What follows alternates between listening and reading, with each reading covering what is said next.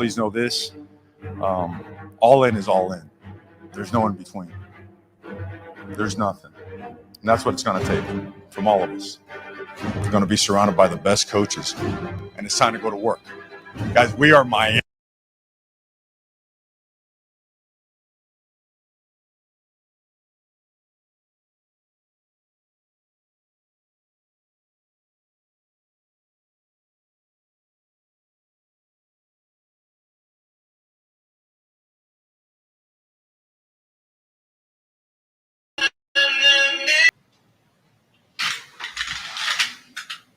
(786-405-9499), dog. If you want to get down with IOD Squad, we back in this thing.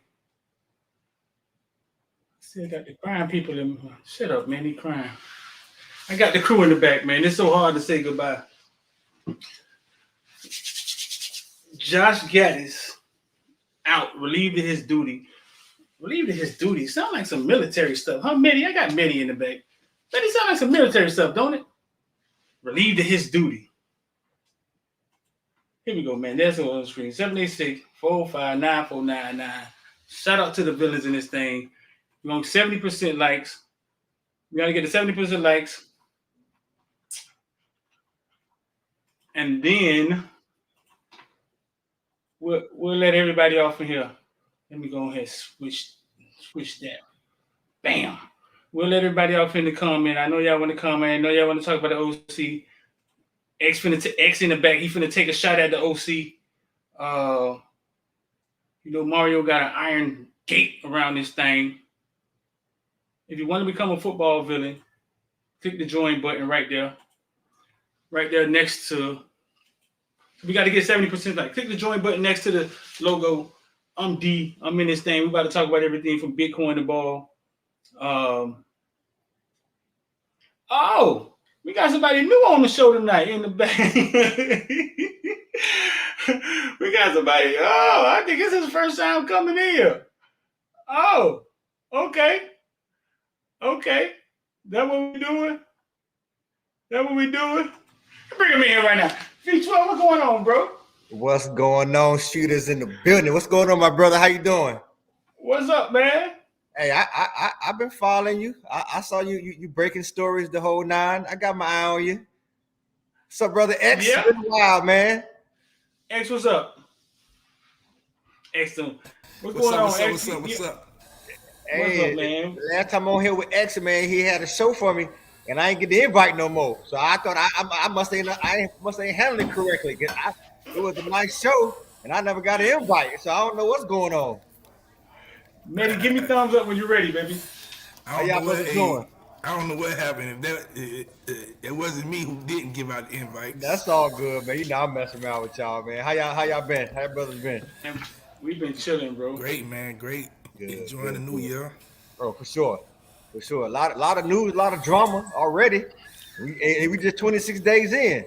You would call it drama, or you would call it excitement, because every other fan base keeps calling us off-season champs every year. So I'm like, well, if we going to be labeled that, why not be excited about the off-season? No. I mean, listen, it's all of the above, but I call it drama because I don't really watch no Housewives and stuff. I tell people all the time, hey, this is our drama right here. We got no drama going on in the NFL and college football and UN football. We watching other reality shows, so that's why I call it drama, and I'm enjoying every bit of it. It gives us a lot to talk about, a lot to break down, a lot to dissect. That's true. That's sure. Big time. This our soap opera. There we go. That's it. That's all you got to listen. This our soap opera. That's all we need right here. Hey, it's crazy because during football season, man, my girl, she mad because I don't give her no time, and I be like, well, look, I give you almost 8 months out of the year. 8 months. There you go. The 4 months that I watch football, leave me alone, please. Just chill. Leave me alone. I'm here, chill. But football is my soap opera. I don't bother you when you watch Love and Hip Hop and all that. There we go. Don't bother me when I watch football. There it is. I know that ain't the happiest mad person I know in the Kings fan base. In V12. What's up, my brother? How you doing? Mad person. I'm good, man. I'm good. All right. The happiest mad person. When we win, he up. when we lose, well, you Man, listen, you put already your know. seatbelt on. Hey, that's how the Canes can affect your emotions. You know. Yeah, hey, put your seatbelt on if we lose. Already. You know what I'm saying? You don't got to tell me. You already, man. Round 2. Here we go. Shout out to V12. Shout out to Coach Hayes, man. Let me hear for sure. Hey, Matty, What's good? what we been saying about this guy who just got relieved of duty? I don't want to say he got fired. I'm gonna say what they say. He got relieved of duty. What did we say? What we been saying about him getting relieved of duty? It was bound to happen. And mind you, shout out to Marvin Chapman, man. Marvin, as Cam Kitchen, All-American Cam Kitchen's pop, he was convinced. He's like, man, Gattis ain't going nowhere. We'll see him on the sideline next season.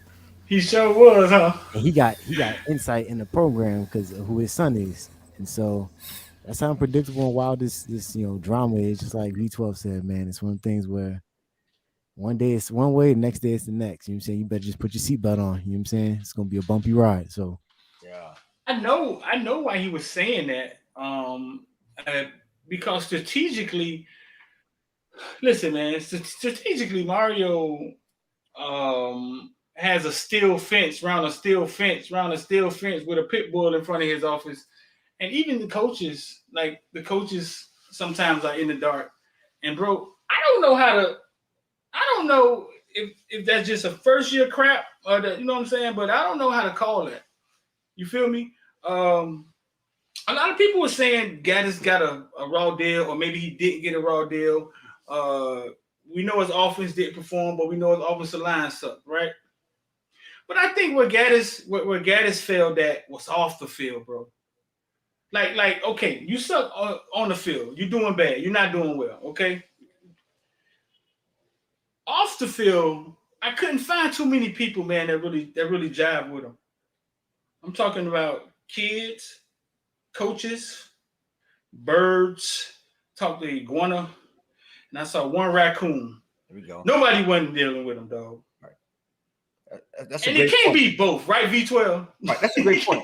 But listen, but you know what? It's funny you say that. We haven't spoken, Streeter. I just didn't feel, to me, whether he stayed or went, it didn't matter. You know, I mean, hey, he's gone. I just never thought, based on how he interacted, he was just never connected. He's not, you know, they say how Deion wasn't swag. He wasn't you. He was UM, but he wasn't the you. And there's a difference. And he never really jived with, in my opinion, what we got going on, the tradition, so on and so forth. So I agree with you. I just don't think he was all the way in. Even though he said he was, it didn't show. The passion wasn't there for me. And so, I mean, that's a great point you raised, Street. I agree with that 100%. He was just never connected all the way, was never all the way plugged in my opinion. That's exactly what happened. Yeah. That's exactly what happened. You heard 2X? Yeah, he's around the program. He's not interacting with none of the other coaches. That's a major red flag right there. Like, you not going to interact with the rest of the coaches. You're pretty much doing your own thing. Because Mario let you bring your guy, Coach Crutchfield, over as assistant quarterback coach, and y'all basically doing your own thing and not, giving intel to the official quarterback coach, which is Ponce. That's off rip. Like during the season, I kept telling people, I say, look at TVD, he looks confused. He don't know what he's doing because he don't know who he's supposed to listen to. He listened to one guy who's the guy he see in the room every day, and then he got to turn around and listen to this guy who's calling the plays. It's making him look bad because he don't know. And like Street to say, off the field, nobody has anything good to say about him. Like nothing at all. He's, yeah, it was bad. But at what point, like, okay, at what point do we look at Mario? Like, we can't keep watching these weird coaching things go on, right? And us not say, hey, Mario, how you got two quarterback coaches, one of them invisible? You know what I'm saying? And them jokers still ain't on the same page. Like, how many fingers we got to point at the Mario? Nah, you got to point. You got to point at this. Look, this whole situation, this whole scenario is Mario to blame.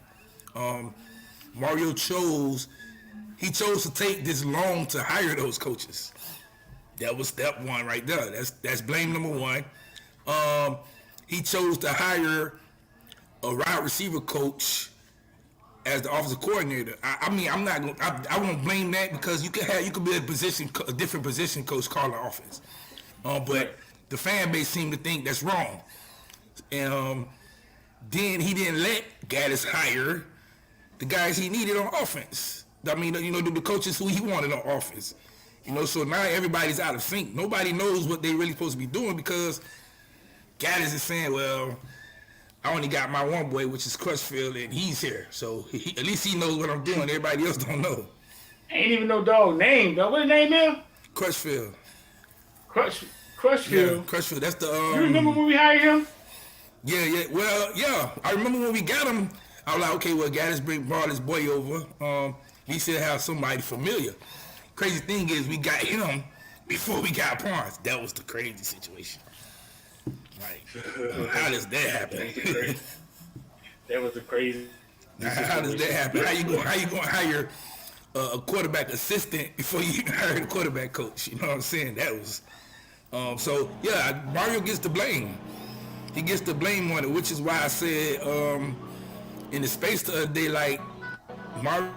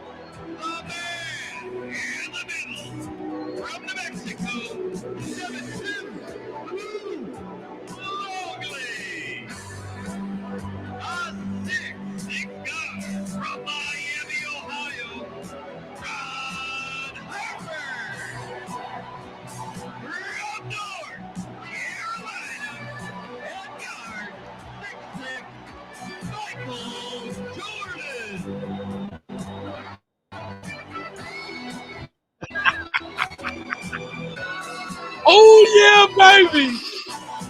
It's a new day. It's a new day.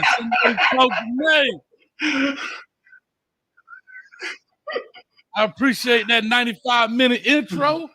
But guess what? Michael! K-Cho, hey, I'm on that cane juice. I got my cane gang. I'm ready to rock and roll. Let the good times roll, baby. What's up with y'all, man? Hey, y'all beat me to it. What's up with y'all boys, man? Hey, Street, what's up? I'm up here making a thumbnail. I'm about to go live with 12. I don't know where he went. I'm about to go live. He started clicking on the phone. I'm like, man, let's just go live, dog. I'm making a thumbnail. Your text come through. I'm like, well, there go the show. Might as well jump on with Street of me. Exactly, dog. Exactly. We're gonna get that. We're gonna get that. Hey, so I got some intel. I got some intel today. And this is going to be very pivotal to what Mario does. On the space on Wednesday, I was telling everybody that the reason why the firing of Gattis was coming very, very soon was because Mario has to make a decision before Nick Saban makes his decision, or around that time. And now Kirby Smart might have to make a decision because he might lose his offensive coordinator. Interesting. So now you got two schools who can go blow to blow. They could go blow for blow with you and hire and pay the money for a top dog and offensive coordinator. Man, I like that mic, boy. I appreciate that, boy. Mario definitely. Man, you got the same mic I got. Yeah, I got that different street. Hey, boy, Mitty got that. He got the bass set just right on the thing. He got that Billy D. Williams voice. So X. Colt 45. What's up? What's up? So because I heard we're not done. I mean, I heard we're not done. I heard there may be another coach to leave. It just seems like we're making moves so late. Yeah. Well, Mario likes to play the game with the NFL. He likes to wait for the NFL season to get over to start making his decisions. I don't know if that's the good way to do it, but what about recruiting? I mean, Mario's the recruiter. Like Mario gonna go get the kids who he feel like he want, and then he'll Ain't this how we lost Shamar Stewart, and it's how we lost the linebacker from Central that went to Florida State? That's you how see we the lost coach Shamar out, Stewart. sure. That's how we lost Shamar Stewart. What linebacker that went to Florida State? Bethune. The same reason we lost Bethune. Bethune would have came here. We had no defensive coordinator. Yeah, maybe so. So now we got an offensive coordinator. Top recruiting season. Well, recruiting season over. We got 3 more days before they sign. Like mostly everybody signed. The only person who we think we could land is Nicholas Harbor. Right. I think you just say you want him on your team. You don't care if you got offensive coordinator or defensive coordinator or not. You just say, hey, come on, you can call plays if you want to, Nick. Give him a playbook. Say, Nick, call a play, and you can throw the ball to yourself every play you want to. So, Coach Hayes, you seem very celebratory. Let's hear your logic behind this from a coach's perspective. I don't care. I'm being very honest. I said this in my show. I don't care if keep him. I don't care if you fire. I understand both ways. But make a decision, dog. That's all I've ever said. Like, I don't understand. It's like, Street, I don't understand this whole. We ain't playing spades trying to make sure my queen of clubs clear the board, dog. Like, what are we doing? Like, so now, if I don't get rid of them now just to X's point, now I got to play this money game with the dog. The man ain't been on campus since November. Nobody's seen this man, dog. This man copping free checks, and everybody come up with the excuse. Oh, what a buyout. Oh, what it is. Oh, we still fighting. I got some information on that too. I don't know if I should drop it, but it's a wild story. Why he haven't been on campus? Let's say wild stories for the villains. Okay. Yeah, well, he might be wild. 70% like, man, y'all get on up there. More. So that's even more reason. If it's wild, and you know you're gonna make no decision. All I'm saying, they did it with Bob Shoop at Michigan. Bob Shoop was safety coach. All of a sudden, he disappeared, and he ended up at Miami. You ain't heard nothing else about it. So he's still on staff at Miami, right? Who that? I think he is. I saw him at Clemson. I thought Bob Shoop, and he's still on staff at Miami. Yeah. So in your previous dealings with Mario, is this something that he's normally accustomed to? Does he usually drag his feet on the hiring and firing process, or is it something that he's in the past been pretty quick to I just did 1 year with him, so I've only done 1 year, so I don't know how the hiring and firing. But here's what I would say by when I looked at the previous staff. The staff is made up now. I hate to say it like this, but the staff is made up now very similar to FIU. The staff is made up, I'll say kind of on the offensive side, I would assume. That the staff is made up more of guys he knows. Now, very similar to FIU. Right? Uh-oh. Is that me? No, that's me. Oh. So the staff is made up. I thought it was me coming. So the staff is made up of guys he knows, and then he hires a coordinator. We finally found out who the redhead dude is. Thank you, X. Crutchfield. Me and Street been trying to figure that out for at least 2.5 months. Am I lying? I was on y'all Discord or something. I even sent Street a picture of the dude. I found a clean picture. Like, who is this guy? He's talking to TVD. Oh, I'm gonna put Scooby-Doo mystery. Bro, it's funny. I don't know if y'all can see this. I don't know if they can see this face. That's him right there on Street of Thing. I might put his number out there. I'm like, bro, like that's his face. Like, who is this redhead dude, dog? Who is this masked man? And we finally found it. This is the first time I've ever heard his name, X. So thank you, man. I see TVD sitting on the bench. Dog, Ponce sitting like this. This is God's on the truth. TVD sitting right here, and the redhead dude sitting next to him, and Ponce like this. He ain't even got a headset on. He just like this. Getting paid. Just passing out B's. He ain't even talking to him. Now, again, I'm not knocking Ponce. I'm not Nate Crutchfield. That's his name. Yeah, man. I'm not saying it's a Ponce issue. What I'm saying is, so to answer your question, maybe I don't know how the hiring practices have gone, but how the makeup of the staff from what I've seen was when he was at FIU, a lot of the guys came from Miami with him. Coach Popovich, Navarro that's there now, Dennis Smith who's there now, aka D Train. I'm trying to see who else was on that staff with us. Frank Ponce, of course.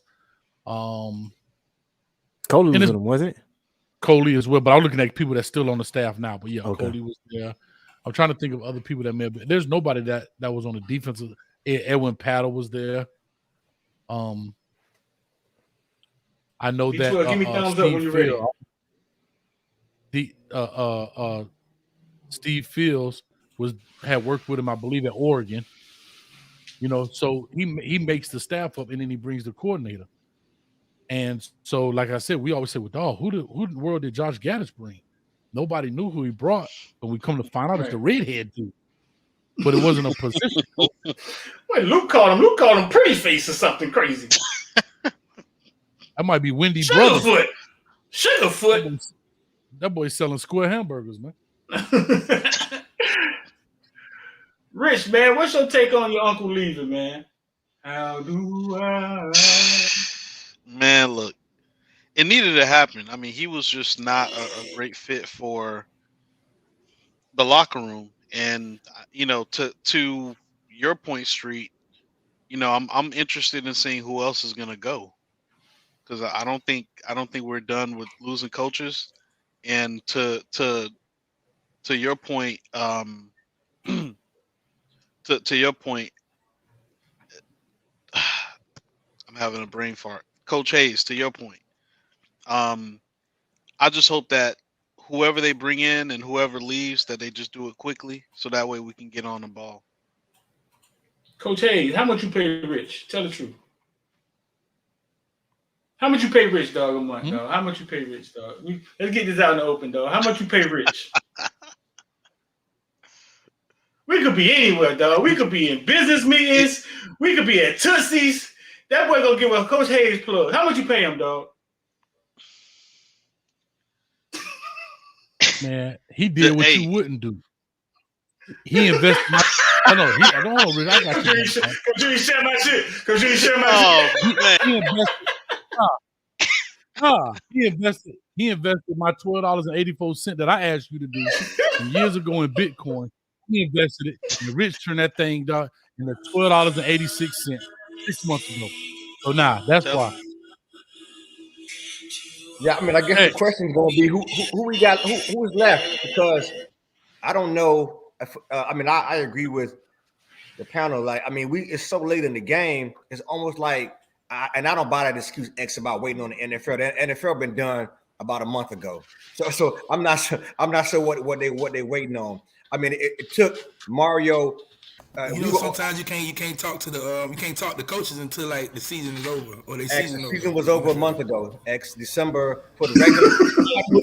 Anybody who didn't make the playoffs, this season was over. So they were 20-some teams who were sitting at home who had available coaches for Mario to consider. So again, this is where Mario lacked the leadership that we supposed to have quote unquote hired him for. This is the second year in a row we're going through all these shenanigans, right? Same shenanigans. Last year, the same thing. We late in the game. So who we gonna get? Throw some names out there. Who we gonna get? I'm tired of the excuses, dog. I agree with that. I'm saying the same thing. He just got hired. Yeah, no, I agree. He just got hired. He went to Central with his suit on. All right, cool. And here go the whole layout.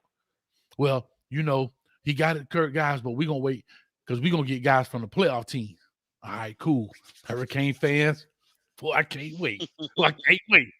Playoffs come and go. Dang. We're going to get a guy from the national championship team. Okay, I can't wait. Here I go. I can't wait. That came and went. We're going to get a guy from the NFL. All right. Wait a minute. We're gonna get a guy from the NFL playoffs. We did get a dive Hold that on. came from the playoff team. Hold on. Let me see. You talking about coordinators though? Talking about coordinators. Okay. But that's fine. I'll take that. I'll slap myself. Here we go. Well, playoffs come. We're gonna get a guy from the Super Bowl team. That come and went, and we end up with Josh Gattis, who was sitting on the couch, and we end up with Kevin Steele sitting on the couch. Who was another playoff coach. He's the playoff coach too. Yep. Yeah, Josh Gattis. But no. But hold on. How long did it take after? Think about this. The national championship is what the second Monday in January. He didn't get hired till when? He got hired in February. A month later, we got to die. First week in January, the national championship, we get a die win. We got to die like the end of January. He came before the coordinators. Yeah. But you got to remember too. We hired Coach, that they were going back and forth because they thought Harbaugh was about to bounce. I get what y'all saying. Like he waited. He's waiting. Again, I'm not going to give Mario an excuse because he's to blame. But he did miss out on some coordinators. Absolutely. We're doing it again. It happens again. Listen, he missed out on some coordinators. In February. Let me just say this. We're looking at Mario. He's the head man. Okay. Here's my thing. What was he waiting on to evaluate Gattis? Our season was over in November. We now in February. Bro, you know what he was doing the whole year. He should have been gone. If you're going to fire him, to coach's point, you're going to fire him early. Why wait? String him along. And now we're here in February, and all the good coordinators gone pretty much for the most part, right? Now, I will say this. They're not gone because we can pay top dollar now. I will say this now. It depends on who we have identified and who we're going to strongly go after. Because remember this, offensive coordinator next to the head coach is one of the most important position coaches on the field. So we got to go after somebody probably with NFL experience. Kingsbury is out there. Or we can talk about this. Byron is out there as well. We got to put the pressure on somebody who can turn this thing around. Bottom line, who can turn this thing around? I don't know. V12. Go ahead. So what you want, V12? You want somebody who will be there for 1 or 2 years, or you want somebody who's going to be there for a long haul? What you think? That's a beautiful question. I want somebody who's going to help us freaking win. 5 and 7, whether it's a year, 2, 3, or 5. Bring them here, and we talk about that the next time. I'm tired of this excuse about how people coming and they stand for. We don't know that yet. If you coming here and you winning, I'm hot now. We coming here and we winning, right? They stay. I'm tired of this. Oh well, we don't. This presumption they gonna stay 2 years. Who cares? Let's get the program back on track, fellas. That's all I care about. Bring in somebody. I want you, 12. Yeah. Check it out. Somebody in the toilet. Somebody in the toilet, dog. Somebody in the toilet. Hold up, man. Let me find my air read mute button, man. Calm down, man. Josh Gattis. Josh Gattis. Find my air read mute button, man. Calm down. So listen, Josh bro. Gattis will be here for a year. Josh Gattis, he's gonna be here for 2 years. He's gonna get a job right away. Yeah, well, we had to fire the dude. You know the worst thing I hate out of this, dog, is that guy from Ohio State who was bashing Josh Gattis was 100% right. He's right. He told us just wait. He did. He did. Yeah, I hate to give that dude some credit. He was right. Is it all on Josh Gattis? Nope. No. Mirrorball offensive line laid down. Punts and Sugarfoot quarterbacks laid down. There's a lot of laying down going on. But I told y'all who was going to take the fall for it. So listen, man, let's do it like this. So what we sitting at now? We got no OC. It's February. Coach, hey, calm down, man. Put you in the back room. So you got to calm down, man. Put the juice up. No quarterback coach, no wide receiver coach. We don't got no wide receiver coach. We don't got no quarterback coach. No offensive coordinator. And the bad part is all of that is a good thing. It's not a bad thing, based on what we had. Yeah, it's a good thing. And then it's rumors that we might lose the defensive coordinator. Might. Lose him? Why? For what? I think he might just be ready to give it up. You know what I'm saying? This man been coaching since the '80s, since before I was born. Yeah, it's about really? time. Yeah, man. I thought he said the 60s. When I talked to him, He been coaching segregation. Oh, that well, man, see, so yeah, definitely. that man was in practice. That man was in practice the first day Barry Sanders got a handoff. When I talked to him, when I talked to him, dog, listen, he's one of the liveliest coaches I talked to. Old or not, he seems very excited about football, dog. He does. Every time I talk to him, he's always live. Like he's excited about his job. I don't know if this year probably wore him down because we haven't seen him like up close in a minute. Nothing wore him down. Nothing wore him down. But I do know. He felt like, hey, listen, if you ever see that change happen, and I'm no longer DC, next place you're gonna see me is on the boat fishing. That boy said he was the first one. So he didn't see him wore down at all. Hey, so the little DVD switch you was talking about, X. Yeah, I don't think he really will go for that. What you about to say, Hayes? I was saying Kevin Steele been in the game so long. He was the first one to ask Mike Singletary about his game face. Bro, I don't care. I'm like 12, to be honest. I don't care, dog.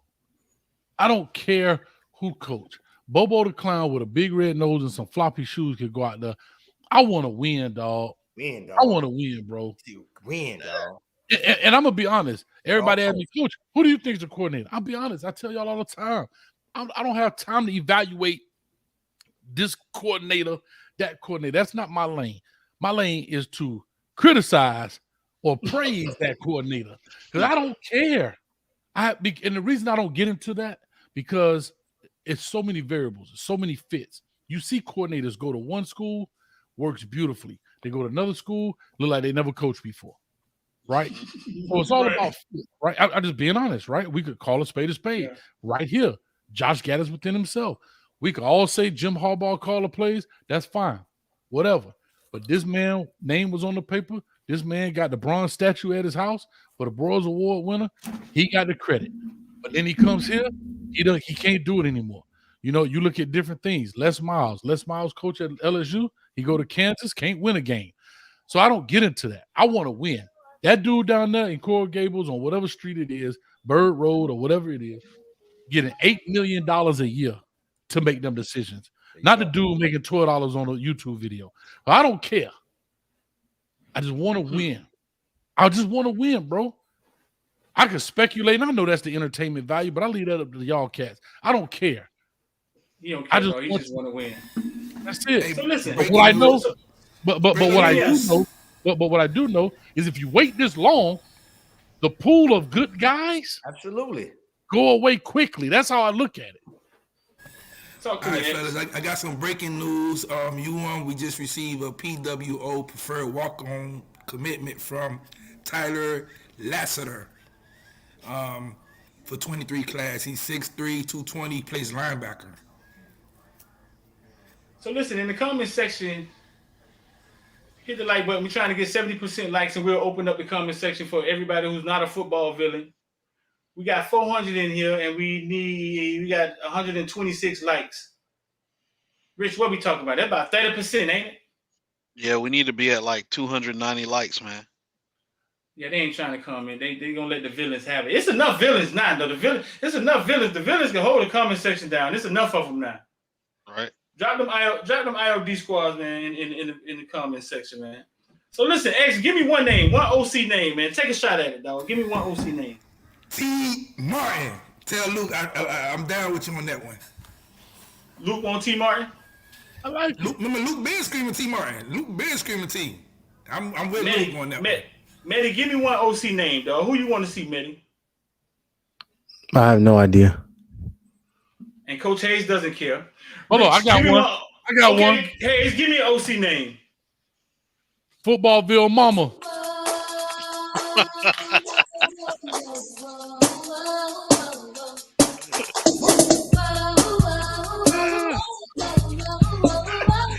No. They say she can call You plays the like only nobody person. business. You the only person make me dance, dog. I don't never dance with a girl like this. I don't never dance, dog. But when that disco Rick come on, we in it, dog. You remember this 12? You see, I'm over here.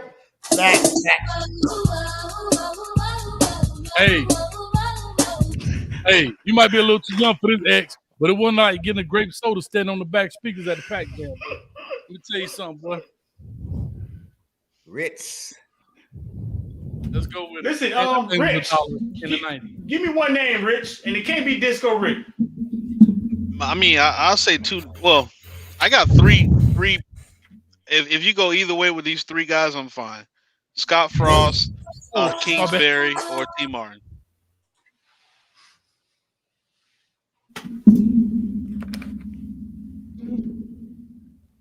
What's wrong with y'all, man? Rick, you said Scott Frost. You said Scott Frost, right? Yeah, what happened? You said Scott Frost, T. Martin, and who else? Kingsbury. Kingsbury. I said one name, didn't I? The boy undecided. He said, give me you three. Anyone you would take. I just want to win. That's it. Dang, boy, Nobody bringing up Dan Mullen. Goddamn Haitians. Nah, man. Mullen wife be kissing the players and stuff. I don't know. That is true. That's very true. Why y'all got a problem with that? This lady giving love. Only black people got a problem with love being given out, dog. It's a certain type of love you give, and that's not the love we want to see our kids get. Yeah, we're not gonna sit here and normalize that at all. What do you mean? No, What do we're not you gonna be mean? kicking Some of players in them the mouth. kids need a hug. Man, some of them linebackers out there need a hug. What do you mean? She might get kissed back in Miami. Nope. I ain't okay. B12, what we talking about? You want to take a shot at it, dog? Yeah, I'm saying, listen, I don't know why Tampa Bay fired Byron. Give me Leftwich. He been in Florida for a while. He know the culture a little bit. I think he's a dynamic brain. I think he can call plays. I take Byron. Woo. Does he want to recruit? Is the question. That's the thing. Do we want to recruit high school kids 365 days a year? He shouldn't have to come backwards either. Byron shouldn't have to come backwards, though. Well, it's not. Well, hold on a second. So O'Brien could go backwards to Alabama, but Byron can't. Come on now, make it make sense, guys. We got to. If there's an opportunity there, hey, I shoot my shot at Byron because guess what? Because eventually he can go back. So the good thing about it is going back and forth is not a problem. It's not a negative thing to go back. O'Brien did it. He went back. Now he's going back to NFL as OC and the Patriots. So what happens? I mean, that's the name of the game. I think Gattis done messed it up for the brothers. You're not getting two brothers in a row, dog. Good point. And you done too. Good point. You done too. KB, dog. Give me a name, KB. I don't think that's possible. I mean, I don't think that's going to be the issue this time. Give me a name, KB. I told y'all. Nah. In Grand Prix? Nah, I'm leaving work, man. Give me a name, dog. I told y'all already. Byron Leftwich. Oh. That's two for Byron. I'm trying to tell y'all. Two for Byron. What you got, Coach Hayes? Because look, like Street, you right that he shouldn't have to go backwards. But I said this the other day. They don't recycle our coaches just as fast. You know what I'm saying? So like I don't see him getting the OC job this year in the NFL. So why not? There you go. Good point. Shout out to J Love with becoming a member, man. Shout out to J Love. He got the memo. 70% likes, man, and we'll open it up. Coach Hayes, you had somebody you want to add? Nah. I just wanted to say to that point, maybe Brian Leftwich comes back, but to V12 point, the reason Bill O'Brien, because he wasn't in a rebuild. He went into a fit in. Get in, do your two, get out. Yeah, he got to recruit, but the philosophy, the culture is set there. That's an easy fit in. Yeah, you got to do a little bit more work out there recruiting, going around the country, but it's not a rebuild, right? He just kind of plug and play in that sense. Just don't mess it up. and I think the Alabama fan base think he kind of messed it up. But to come to Miami, out of the NFL, where you spent some significant time, like Cliff Kingsbury, as a head coach. Brian Leftwich wasn't a head coach, but I think if Brian comes back, which technically is not a blemish on your record, because we know, like, if you get fired as a coach, that's not a blemish on your record. If you coach, you're gonna be fired at some point in fashion, right? That's fine. Mm-hmm. But I think the optics look bad, where it looks like a step down for Byron Leftwich. You know, Yeah. I don't think it is, but it looks that way. So I think he may be advised to stay around, become a quarterback coach in the league. Maybe not a coordinator, but become a quarterback coach. Do a year or two at a school, but a program, and they become the OC or something like that. Hopefully, but I don't see any of these NFL dudes coming back to Miami because it's not an easy gig, dog. Now you may catch the assistant coach coming in. Like the assistant of, because you got the quarterback coach and you got the assistant, he may do something. But for these guys, bro, it's a different animal. You got 53 dudes on the roster. You coaching four guys. You don't have to recruit, deal with mamas, deal with none of that foolishness. You don't deal with recruiting. Bro, like, the NFL is way easier coaching so far as the outside stuff. And if you can stay away from college football, I would. I personally would. So, the Cliff Kingsbury, the Brian Leftwich, those kind of guys, in my personal opinion, I think don't take this job just because of all of the stuff that goes with it. 70% likes, man, and we'll open up the chat. We about at 50% right now, man. All you gotta do is hit the like button, dog. We'll open up the chat for all the crazies. Right now, only people in here are the football villains. It's a lot going on, bro. It's a lot going on. That ain't going on. It's a lot going on out here. Well, that's wet rag, boy. You ain't know me and Didi be getting it in on Tuesday, boy. It's called what? Wet rag. Wet rag podcast. Wet rag podcast. Me and Didi talk about relationship stuff, though. Is it a risk for men being married? Is Get it warm? man? Is the wet rag warm, or is it just? It's warm. It's warm. Hey, who stars, man? Drake May or Hendon Hooker? Drake May. You mean? Who would y'all start? Drake May. I might start. Hendon Hooker. Drake May. I start Drake May. Comment section, man. Who would y'all start, man? Villains. Who would y'all start? Drake May or Hendon Hooker? Started Drake May. Hooker was good, man, but he was good in that system. He wasn't good when he was at the other team. He was trash. That's a fair point. That's a fair point. But yeah, that's an adversity that's built in too. Because he didn't see the lows of the lows and the highs of the highs. Drake May ain't really seen any adversity yet. Outside of the ACC championship, the quarterback Drake May look good, man. Oh yeah, for sure. Outside of the actual ACC championship though, and playing Miami, he really ain't really seen no adversity per se. So he haven't. We don't got no weapons around him. He's the same guy. Drake May or Hendon Hooker? You asking me? V12. Who you start? I like Hooker. I think that mobile aspect of him. I mean, the system. He's not a system. I mean, he's kind of a system quarterback, but I think he could. Now he's been taught by Hypo. I think Hypo has expanded his horizons. I think he's going to be a better quarterback in the future. So I mean, I definitely go with Hooker. I think I'll start him. Like Hooker? Yeah. Rich, who you like? I mean, Hayes, who you like? Yeah, I go with Hooker for several reasons. One, he extends the plays. That's what we're starting to see in the NFL. Bro, we starting to see in the NFL now these dudes running speed option, dog. Like, huh? So you're starting to see a change.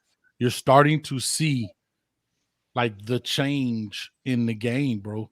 That don't mean they're not quick pitching it off but they're running that play. Drake May can run, but not like a Hendon Hooker, where if he does get a clean look at the option, he may just keep it.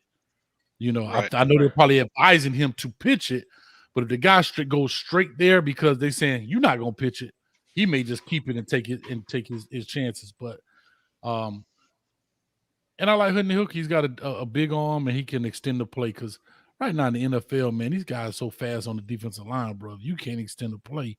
You can't live in that pocket, dog. You don't get shot. Yeah. That's straight up. Shout out to Willie Boston, dog, with the $50. Willie Boston said, "What's good, Screeter? What's good, Willie?" Shout out to Willie Boston with the $50. KB, man, Henry Hooker or Drake May?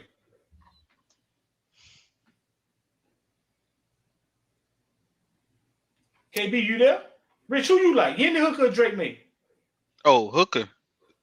The experience, like Mehdi said, he's been in a bad offense before. He understands what that's like, and he's been in a pretty good offense. So I think just the variety of different offenses that he's been in is going to help him when he goes to that next level and has to learn a new system.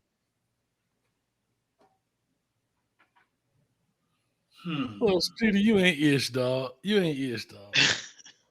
See your boy, You be dog. throwing in the subliminals like that, and they gonna throw it off right quick. Like everybody, like, hey, was that your boy, dog? That man looks. Man, we had Gattis back, dog. Texas A&M, we had his back. We had his back. Then we lost to the D3 team. Who the Middle Tennessee? We had his back. We put that all on the defense, dog. We had his back. Then I had a conversation with him on the sideline. He had a bodyguard with him at a high school game. And I didn't say it publicly. You know what I'm saying? I talked to the villains and the team, and I had his back, but I was like, It seemed like Josh was feeling Miami. I talked to him. He had a lot of excuses. You know what I'm saying? No? You think that's what? I was saying y'all were talking about it before I came on. I heard y'all talking about him just not fitting in, maybe him not being, talking with pawns and relationship wise and just personality conflicts. Yeah, and to be quite honest, Coach Hayes, it's not like a Miami thing. Like we've heard rumblings. Yeah, we heard rumblings. This happened at his other stops as well. So yeah, maybe it wasn't the best. So here, let me go ahead and just drop the heat. After I drop the bomb. Street about drop the bomb. Right? I got the air horn. You get the bomb. I got the air horn ready. So here's the situation. Josh Gattis hasn't been. Chill out with the bomb, man. Chill out. Text me the bomb. Let me see what the bomb is, dog. Okay. Text it to me, dog. I was ready. Text me the bomb, dog. Hold up. Street, so what you trying to say? Yesterday's price is not today's price. Y'all gonna have to up that membership if y'all want that bomb. It really is.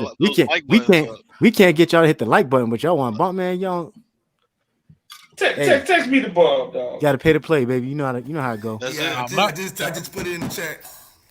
I heard that too, though, man. That might be platinum. That might be platinum info. That might be. Nah, we ain't doing that. Heck no. Nah, that might be platinum info. We got a couple platinum guys pay $50 a month, dog. About 5 of them, dog. Okay. Damn, we ain't doing that. But is that a bad thing? Is that you can't do that? Can you? No. Oh, okay. Nah, not. Hey man, it's not good. But he's gone. That's all we. If we guess right, will you tell us? If we guess right, we get. Let me see. Nah. Hold on, X. You was just about to spill the beans. Now you talking about no. I was, but Streeter say, man, that's platinum. Y'all gotta come up with that platinum fee. My girl want to go out of town next month, man. Everybody on the panel, man. Look in the chat. Everybody on the panel, look in the panel chat. Shout out to Coach Kane. Yeah, shout out to Coach Kane with the $10, dog. Yeah, I wouldn't doubt that. Yeah, man. That sounds normal to me, but we're gonna leave it. We'll leave that for. Yeah. It's more to it too, and it's like that. Man. So here go another. Has arisen. Here go another thing. That happened. Dead has arisen. We gonna talk. But anyway, go ahead. Home now. The dead has arisen.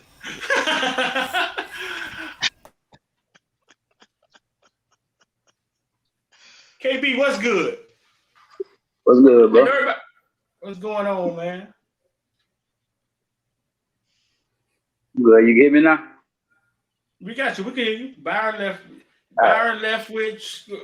The Cliff. Everybody done landed open locker today. Cliff Kingsbury done landed open locker today.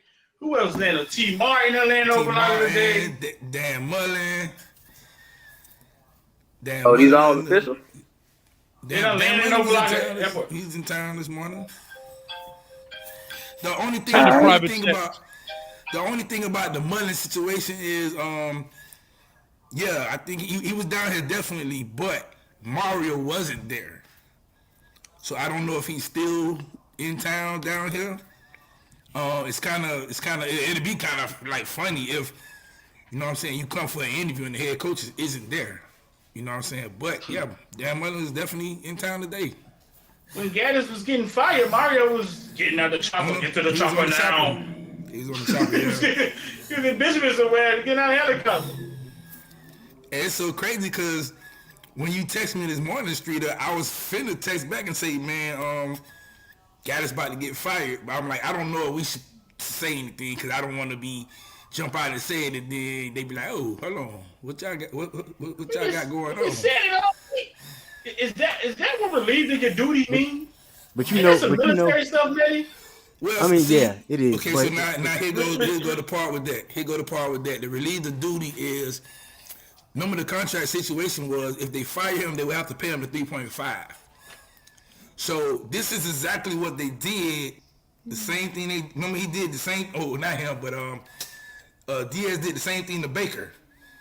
Didn't fire him. Just took his coordinator position from him and said, well, you just the linebacker coach.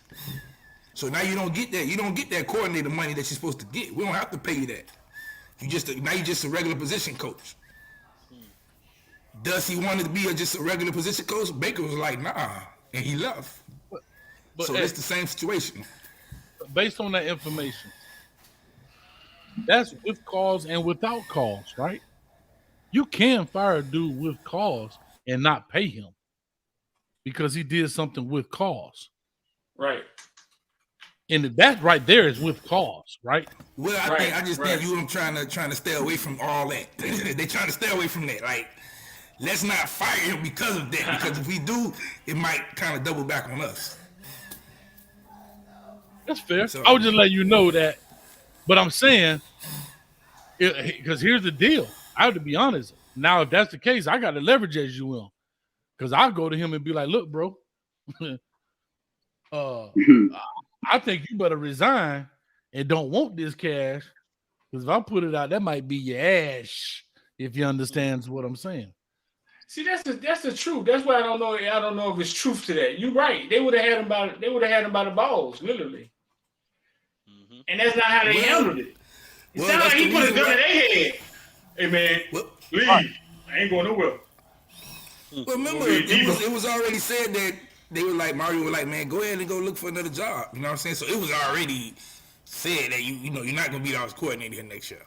Right. You know, once they started gathering more information, and when they found out what they found out, it was like, whoa, you know what I'm saying? Let's see how can we handle this. And it was like, hey, okay, well, we're gonna strip you from offensive coordinator duties. You know, 9 times out of 10, he don't want to be a position coach when they just took something from him. So he's gonna be like, well, I'm finna go. And this is the opportunity to say, well, just go without you getting fired. But if you want to cry, well, we gonna fire you.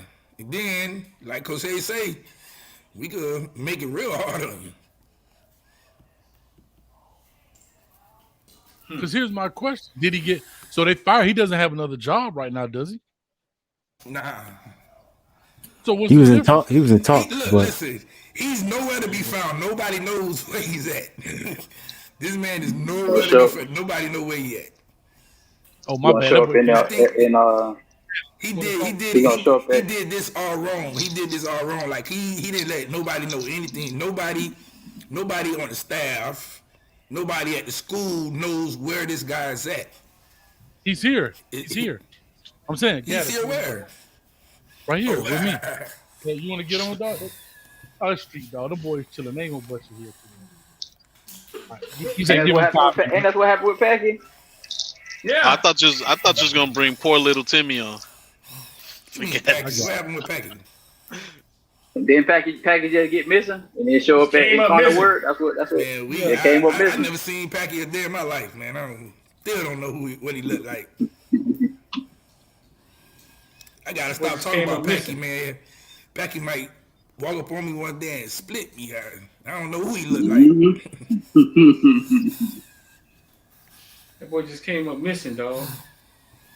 Yeah, but that's the situation.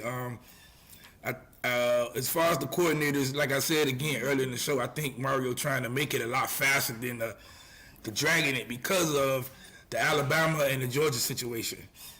You know, he don't want those guys to get the best, and we could pay exactly what Bama could pay, or we could pay more too. So it's like, let's make this thing happen before they do, because Nick Saban don't have an offensive coordinator or a defensive coordinator. You don't have either, right? He don't have neither one. And then Georgia might possibly lose their offensive coordinator. So it's like, man. And you want to hear another funny thing? Georgia could probably lose their coach defensive coordinator too to Bama, which is crazy. So it's like, yeah, Mario, whatever decision you finna make, let's go make them.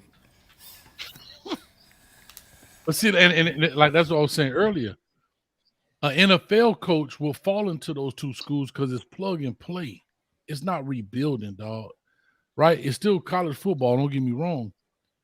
But you ain't in there talking about the culture, the this. You know what I mean? You really falling into some guys who are ready to go to the league and make it happen and whoop. Versus the crib. And I don't know, them cats want to work. Like, listen, I'm telling you, the NFL life different. Them boys work 9 to 5. Them boys don't work that kind of lifestyle, bro. They ain't going to be in there till 11:30, 12 o'clock at night. They don't live like that. It's a different lifestyle. You know what I'm saying? Yeah, but coach, before we understand, if you go to college campus, it's about that life. That's Gattis. Yeah, no, right. And that's what I'm saying. Do you want to, the question is, do you want to live that life? Well, per ex, Gattis is living the life, so you never know. Maybe about that life. All I know is this. Listen. Oh, go ahead. Listen, let's switch gears a little bit, man. The Ed Reed story, bro. I did not expect it to go this far. Shout out to Reggie with the $5. Shout out to Mars Tilly becoming a member. Gattis going to be announced as a new head coach at Bethune-Cookman on Monday. That boy timing is impeccable. What? His timing is elite. That thing came right in time. Ed Reed went out and kind of blew the whistle on Bethune, said they was hoarding buildings. And then Shannon Sharp went after him. And then Ed Reed. Listen, Ed Reed wouldn't stop. I still don't know if he stopped. You know what I'm saying? Do you think what Ed Reed just did helped or hurt HBCU? Let's not say what Ed Reed did. What happened to Ed Reed? Because it was on both ends, if you ask me. You know what I'm saying? You think it helped or hurt HBCUs, KB? That's a good question. I think for HBCUs, it's one of those things where, like Easy E used to say, it ain't no such thing as bad press. I mean, there is. I don't believe that. But in what they're doing, because they get so little press, this might be helpful. You know what I'm saying? It's a negative that can turn into a positive because it gives them some kind of spotlight. You know what I'm saying? They're not going to cover the Bethune situation forever. But what happened with Deion and Ed and Eddie George just had an interview not too long ago. I think it's going to resonate into the next year. So I think it's going to keep a little spotlight on them. They just have to take advantage of it. So I'm going to say help more than hurt. What about you, Mehdi? Mehdi, what you think? Kind of on the same train. I think in the short term, looking at it, it probably looks bad for Bethune-Cookman and a couple other schools. I think what people kind of look past is that Deion kind of just threw money at everything, right? Because he has the financial flexibility to do so. So Jackson State was dealing with the same BS as Bethune-Cookman, I'm sure in some capacity. Like they didn't have drinking water. Like they had to like have them stay in hotels and things like that. It's just he has the leverage and the financial stability to kind of throw money at it and the friends to make it. Basically putting sugar on SHIT, you know what I'm saying? Whereas Ed is like, no, this is doo-doo. Like this is feces. We're not putting anything on top of it. This is what it is. And then nothing up. Yeah, and then Reggie Theus tried to come out and say, "Oh, well, we know." It's like, nah, we're not doing that. This is doo-doo. Like that's what it is. Stop acting like it's not doo-doo. It smell like doo-doo. It look like doo-doo. Stop acting like it's not. And so when we see a sharp point of the city thing, yeah, the city thing is the water. Yes, I get that, but not having a practice facility, not having usable locker rooms, all those things are not city issues. We just see it more magnified at Bethune-Cookman because we have video of them playing us sharing helmets. Like that is outrageous. You know what I'm saying? Outrageous. It's high schools that don't do that. Like I want to make that outstandingly clear. Like, but that's the unfortunate reality of it. So, but now you know what I'm saying. Now that Ed is kind of like pulled the curtain back. You know, it's not gonna put a show in front of it. It's got to be out there. So. And then someone like Ed, he gonna stay 10 toes. You know what I'm saying? He gonna stay with it the whole time. So hopefully it sheds some big boosters to donors to come in and step in and have some type of say and make some type of tangible change. So Rich, what you think, man? Did it help HBCUs, Rich, or did it hurt them? Short term, I think it kind of hurts. It's a tough question because if you look at it from Ed Reed's financial standpoint, I don't think he needs to coach anywhere. So from that perspective, you kind of say to yourself, how does it hurts Ed's chances of being a coach somewhere else, but what it doesn't do is hurt him personally in terms of his pockets. The school, on the other hand, I know you can't say this for every single HBCU, but if you're a recruit, man, for all those recruits who came to that school thinking that it was going to be one way and you know they came in and it's another way, there's no way you could hold them to their to whatever they signed. There's no way. So I think it hurts them in the short term and maybe even the long term if they don't get this thing right.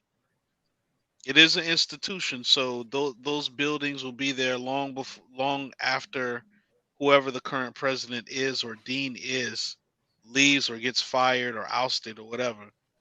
But at the end of the day, it looks bad. It looks bad for them. So I think it hurts. It hurts both of them. I think it hurts Ed Reed. I think it hurts the HBCU or BCC because Ed had like 20-something kids ready to commit to that school, and commit and sign the date. Now they got 0 of those kids that Ed was getting ready to bring in, besides the kids that transferred in. That hurts the football program. It hurts Ed because now his passion is being overlooked and misunderstood until like he's angry or he's crying or he's too emotional. So now you got other schools saying, "Well, we're not gonna hire this guy. He's too emotional for us." You know what I'm saying? So maybe he could have done it another way. I'm all for it. I'm all for what Ed did. But you know, just in the eyes of the people who has enough to make, you know what I'm saying, the calls and stuff like that, they looking at it as, oh, he's too emotional for us to hire or be serious about. So. Damn. Yeah. I don't know. I don't know, man. I guess it's blowing the whistle. I guess you gotta open it up. Go ahead. Somebody else want to say something? I don't know if he blew anything. I mean, it was already there. But I'm with that. It's a lose-lose, especially for Bethune. I'm start, but with Bethune, it's gonna be if it was a long way back, it's gonna be a longer way back from a football perspective. I think the school, for the most part, is gonna be all right. But from a football perspective, it's going to be tough because, like, X pointed out, you have recruits coming. They may hit the transfer portal sooner or later. I think there are going to be maybe some exceptions made with the NCAA to get these kids out of there because of what's going on. So it's going to hurt Bethune as far as football in the short term. Bethune, they'll bounce back. It'll be a few years. I mean, it's Florida, guys, so we got talent. Before this little downturn, before that pandemic, Bethune was rocking and rolling, whooping fam, and having a good time in the MEAC. So it takes time, and I think Bethune will be back. Bethune is an institution. They were there before Ed. They're going to be there before after Ed leaves. So I don't have any problem. So I think it's going to hurt them in the short term. As far as HBCUs, what Ed pointed out is not all HBCUs. They trying to lump Tennessee State, which my alma mater, in what Ed is talking about. We're totally different. We operate on a different level, and we just want our money. They owe us $250. We get $250 mil. Eddie George, you're gonna be rocking and rolling. You're gonna be fucking everybody from Nashville to Chattanooga. That's all we need is our money. With respect to Ed, Shad said something, and I think this is one a main point he said, Brother Shad. He said, Ed is hurt, and I do believe he is hurt. Ed is very hurt, and he's unable to channel that emotion. I don't know who he's trying to prove it to. He made a statement. He made a mistake, and he apologized for it. I think Ed should take his losses and keep it moving. Another person said, shout out Brandon Tooks. He said Ed is looking very flawed right now. He's looking like he's crying right now because right. He did some things that were very unprofessional. And you got to be responsible for that. He wasn't the head coach by and large on signing anything. He was actually a volunteer. And so Ed is he really, really hurt his chances to an exit, I think, going forward. And I feel bad for Ed because I'm a big Ed fan. I'm a U fan all day. But I think now when Shannon is talking about different things, you going back on Shannon. And I think Shannon isn't saying anything that was derogatory. He was just speaking his piece on the show. Now it just seems like Ed is crying, like he's whining. And now it's going to shift to where he's playing victim and he's looking very flawed. I agree with that comment. So it's going to hurt. I mean, it's a lose-lose. Both people, the institution lost, and so did Ed Reed. It's sad. Right. So let me interject on that. One second, Cal. Did Sharp Attacker say handle it better? Social media showing text can be self-serving. Go ahead, Cal.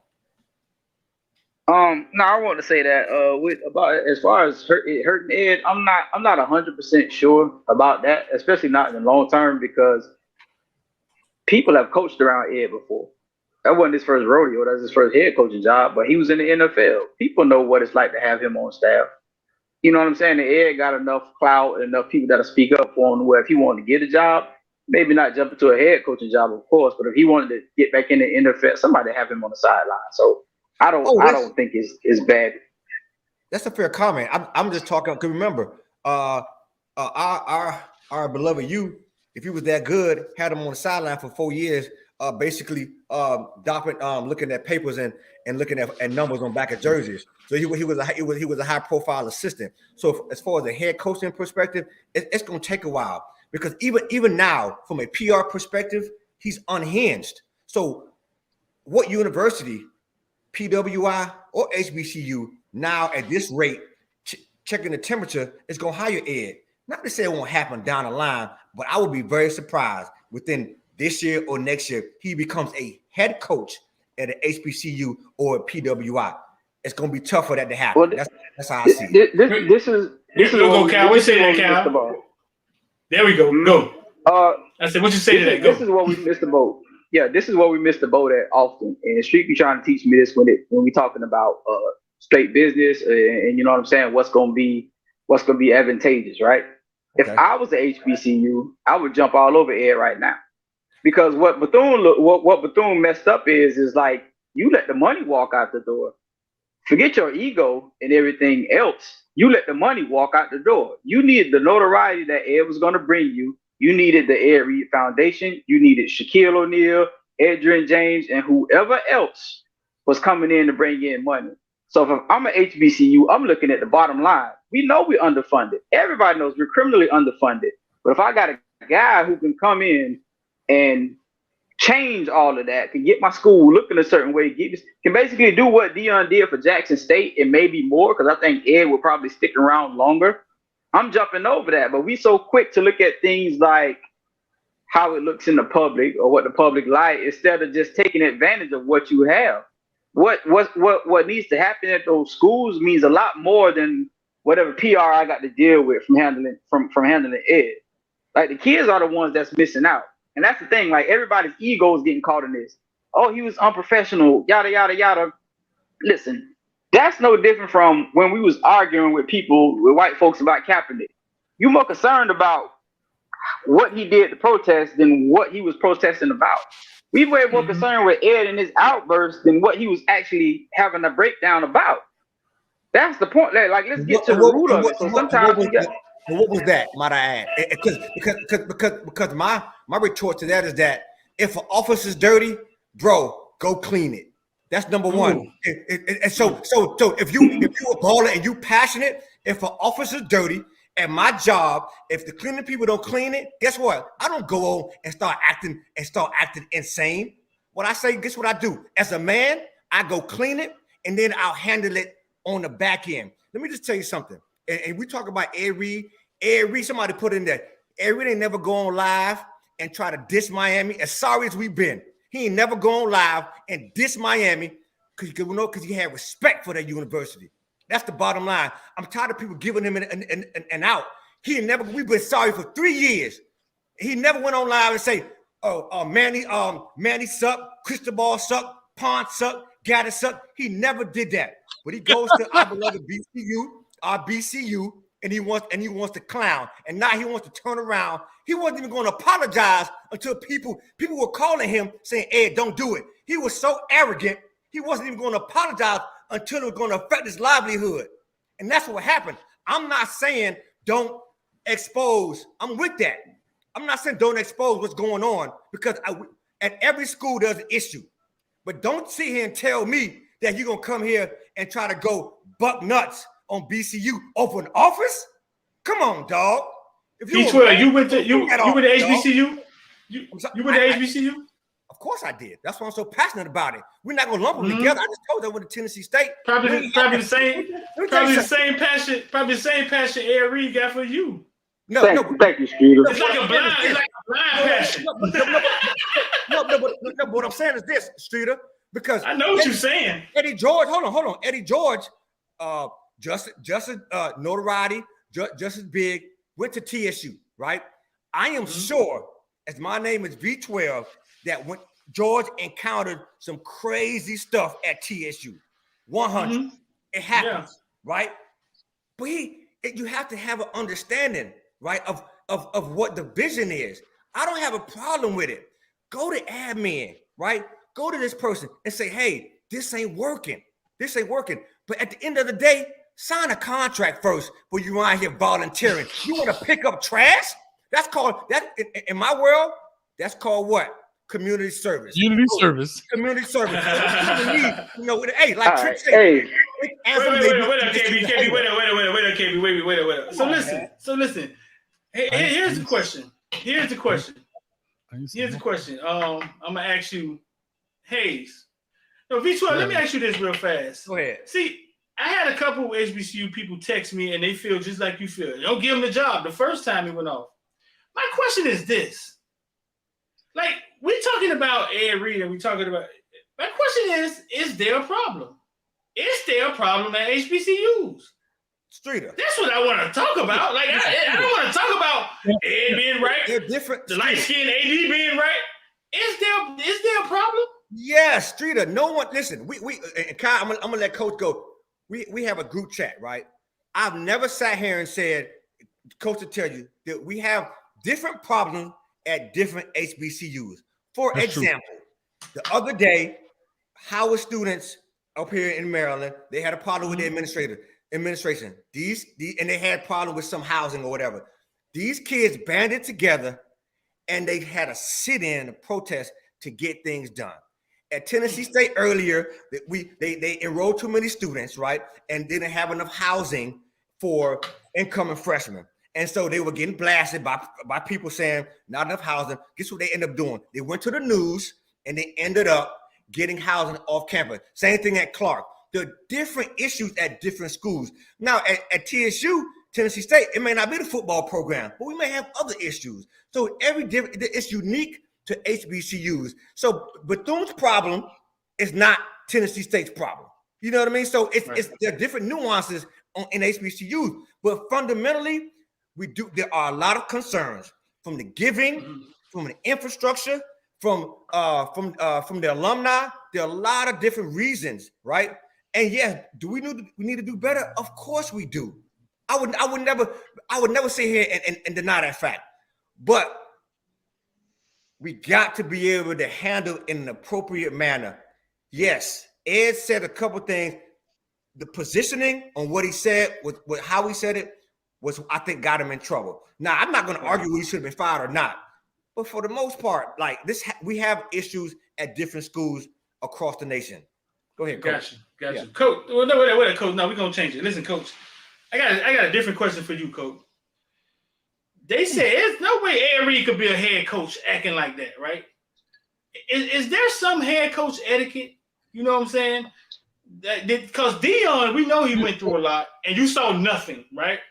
Is there some head coach etiquette or something that head coach supposed to have? Because you coach Hayes. You know what I'm saying?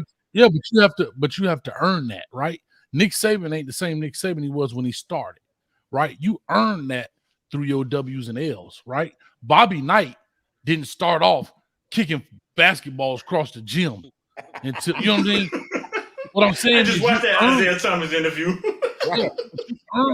You earn that through your wins and losses, and you push the envelope, and you push the envelope, and you push the envelope, and you like, man, this never fall off the desk, right? Until one day it does, right?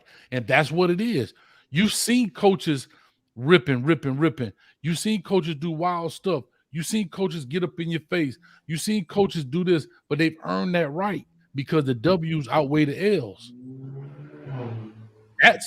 You ain't never seen a rookie coach ever that I know of. I'm talking about on professional. Right. When I say professional, I'm talking about college, major college football. Right. Even Bethune-Cookman is still major college football, right? Like we ain't talking about Blue Mountain State around here, but I'm talking about when you look at this level, bro. You have to earn that. Yes, you earned that on the grass, but what have you earned it on the sideline? That's what we're saying with the whistle. You know what I mean? Coach, hey, listen. It's the same thing with players. Tom Brady could go in there and get Brian Leftwich fired, but Tom Brady as a rookie wouldn't have got Brian Leftwich fired. I'm just speculating. I'm just saying because of who he is, he earned that status. Go ahead. But what I'm saying is this: the way he's acting, even as a new coach, right? Cause the scene, you got 50 kids in there. I'm sure it's always mayhem in the locker room and things going on at the school. And coaches always make it appear like we about football. Even though, you know what I'm saying, the sky falling, right? That skill or whatever you call that, you know what I'm saying? Ed Reed was there 2 weeks and started talking. Yeah, but the problem is he's putting it on tape. Ed Reed could have survived the first rant. He could have survived the first one when he was on the golf cart. Man, I should go home. I ain't even get paid for this. He could have survived that. But then the next one, when he's in the meeting with the football after they fired him or whatever, when he's on the next one and the next one and the next one and the next one, now it's like, dog, like you say, it's to the point, and this is my perspective. All right, dog.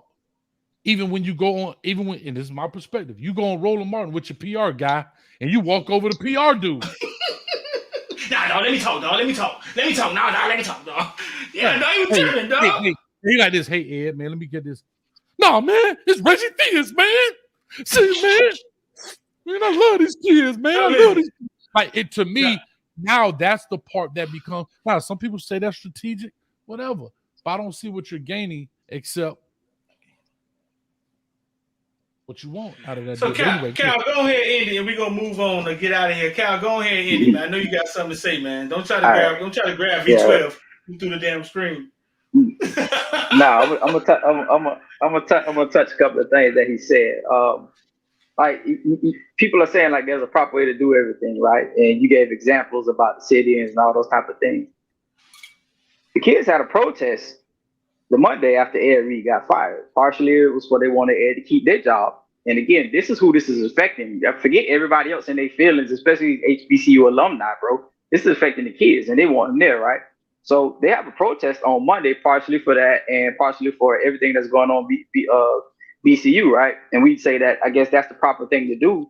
But they just had the same protest in 2018. And they're back here 5 years later protesting the same thing again. So exactly when does this get fixed? Because we're doing it the right way and nothing's going on. You had the student body president, Mr. Bethune, and all these people are saying, man, I haven't talked to this guy, the interim guy. I haven't talked to him in about 5 or 6 months.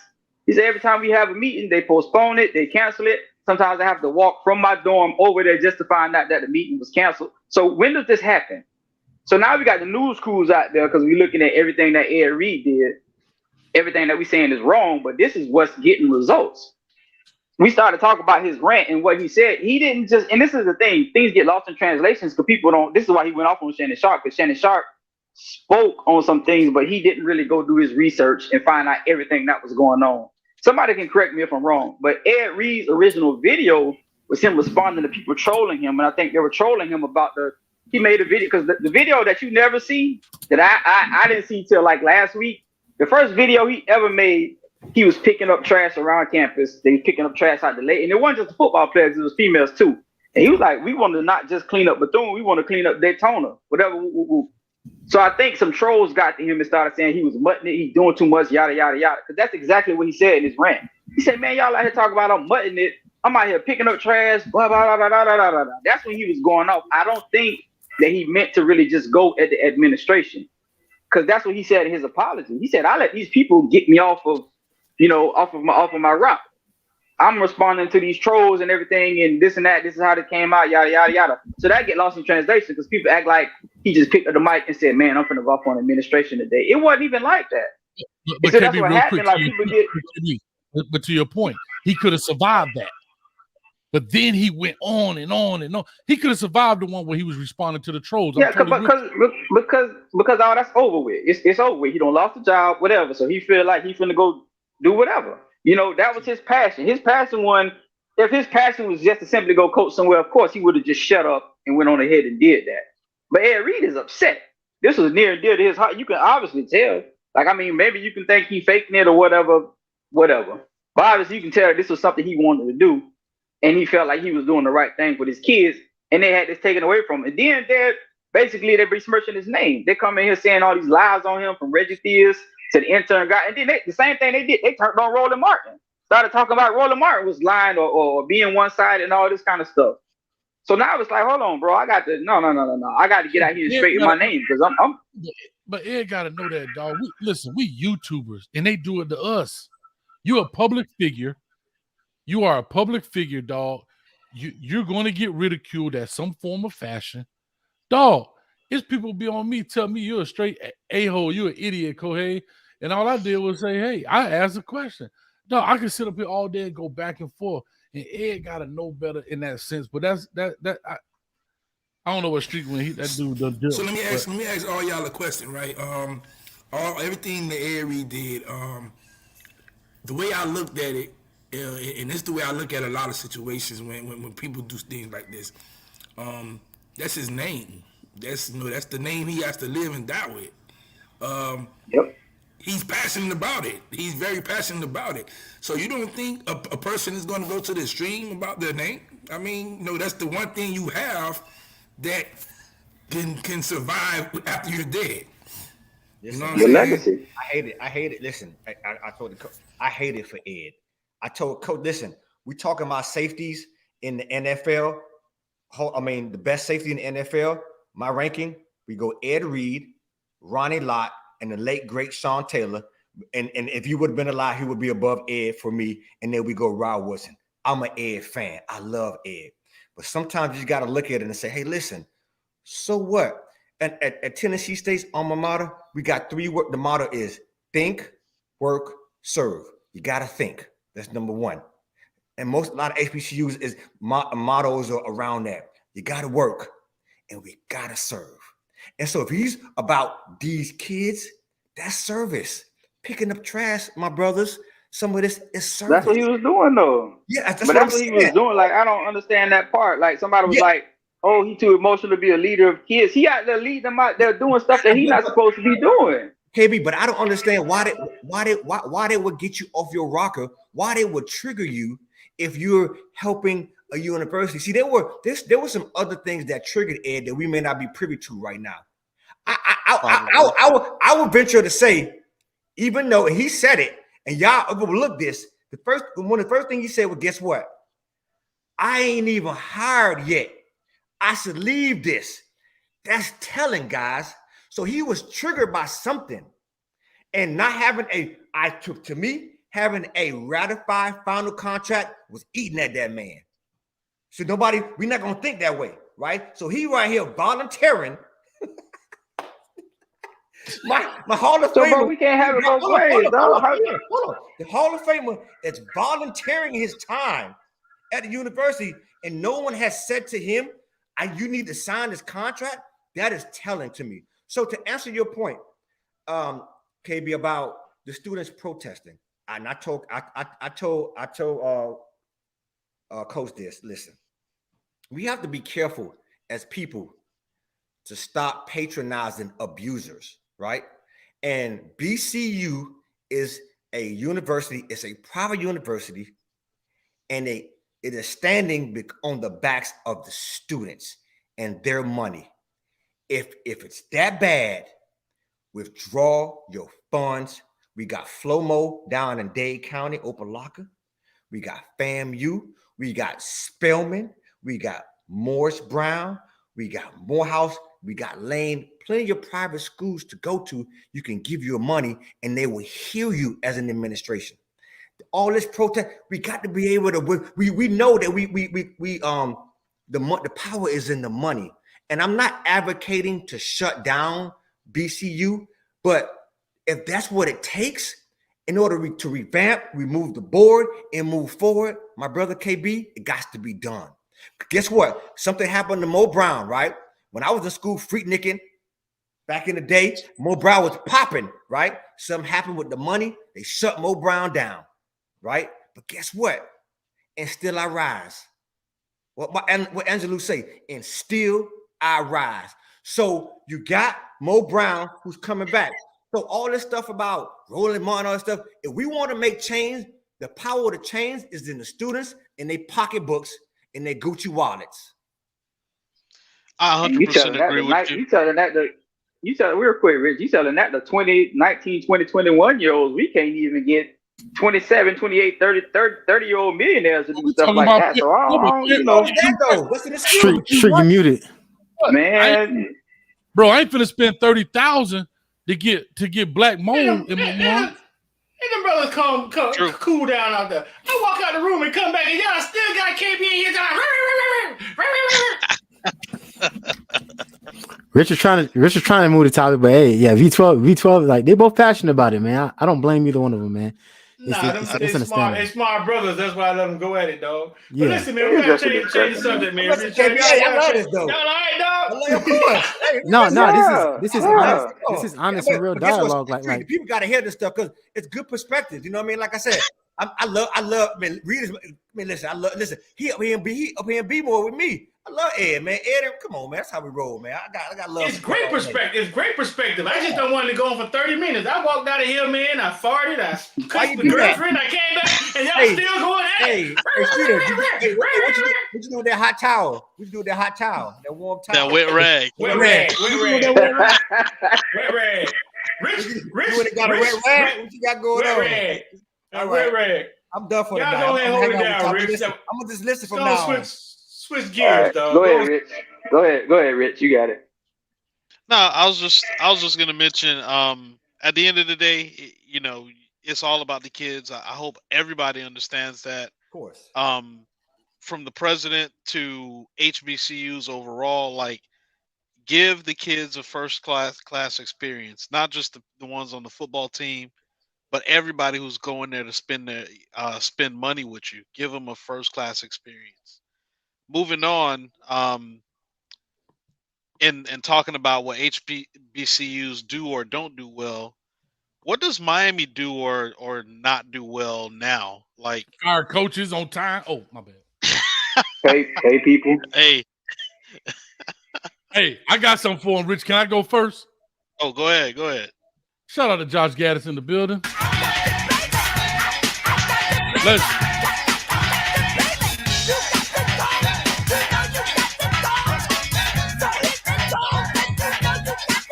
Hey, get your pump blood eye.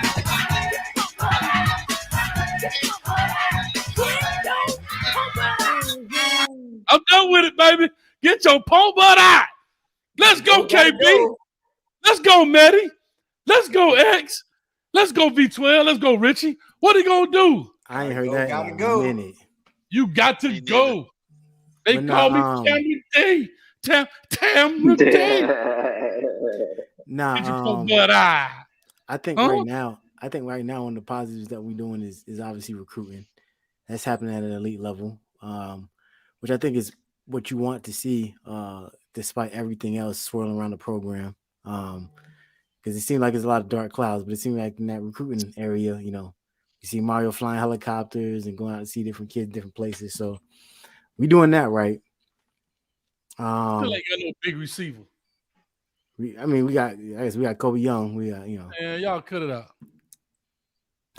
The big receiver that we could have got, he turned them down. What you mean, X? Like, set some light on that. The idiot coach who just got fired. Like, he turned who down? Which receiver? What's his name? The Isaac Telsa kid. What? Wait, he turned him down. So Tesla didn't come because Gattis? Bro, are you serious, bro? That's crazy. Oh my God! I didn't even know Gattis had that much reach like that. I didn't know about that, bro. Because then Zoe offered him the scholarship. Okay, listen. Zoe the one reached out, offered the scholarship. Gattis basically was like, I don't know if it's not the Rozier the Rozier thing where Coach Mark Rick told him you'll never play here. It was basically, you won't get on the field when if you come here. So basically telling him, I don't really want you, you know what I'm saying, but you could come. He committed to Arkansas.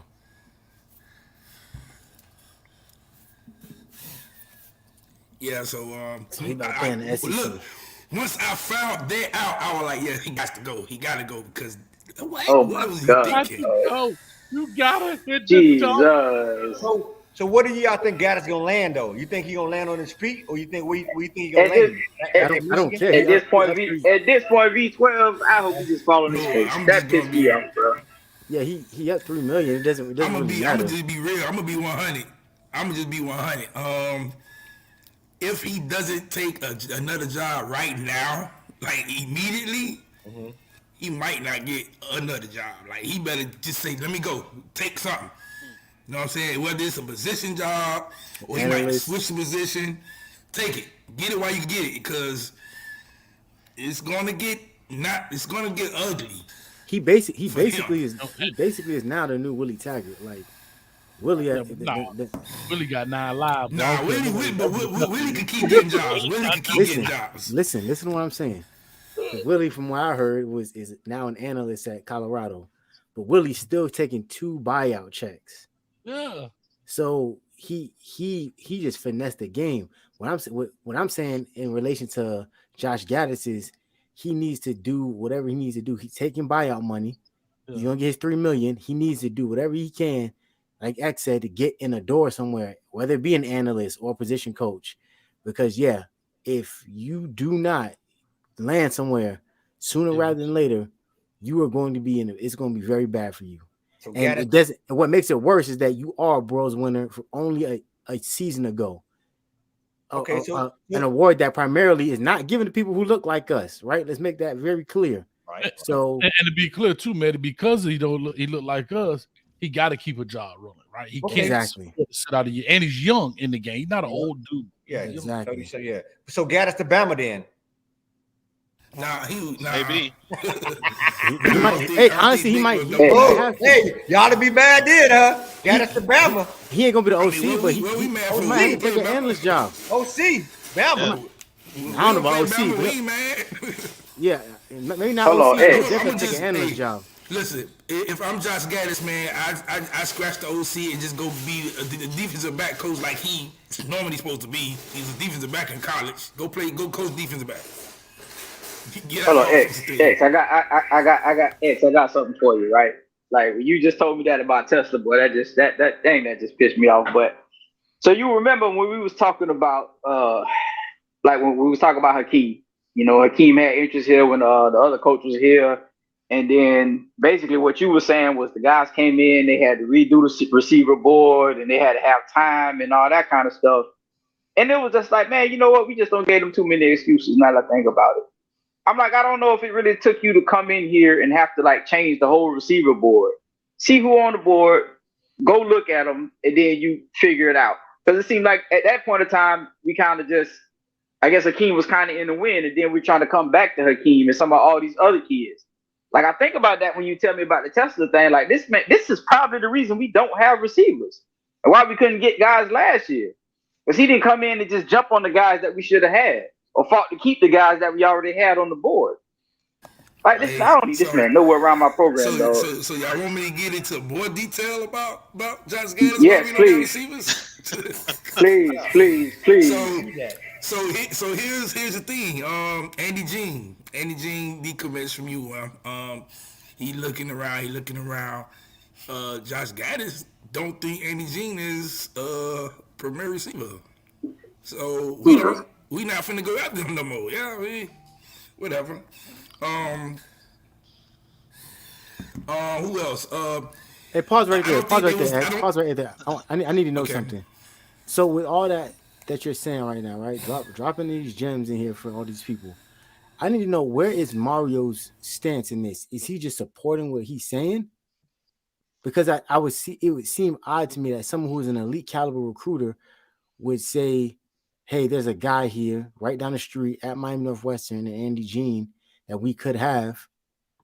Because now all these questions are popping up like kind of like what Kyle said. Hakeem. With Hakeem, with Lamar Seymour, William Fowles. Well, all these guys that we just missed out on. Where is Mario's stance in this? Is he just like listening to Gattis' input and saying like, yeah, you're right, and then just you're right, disregarding him?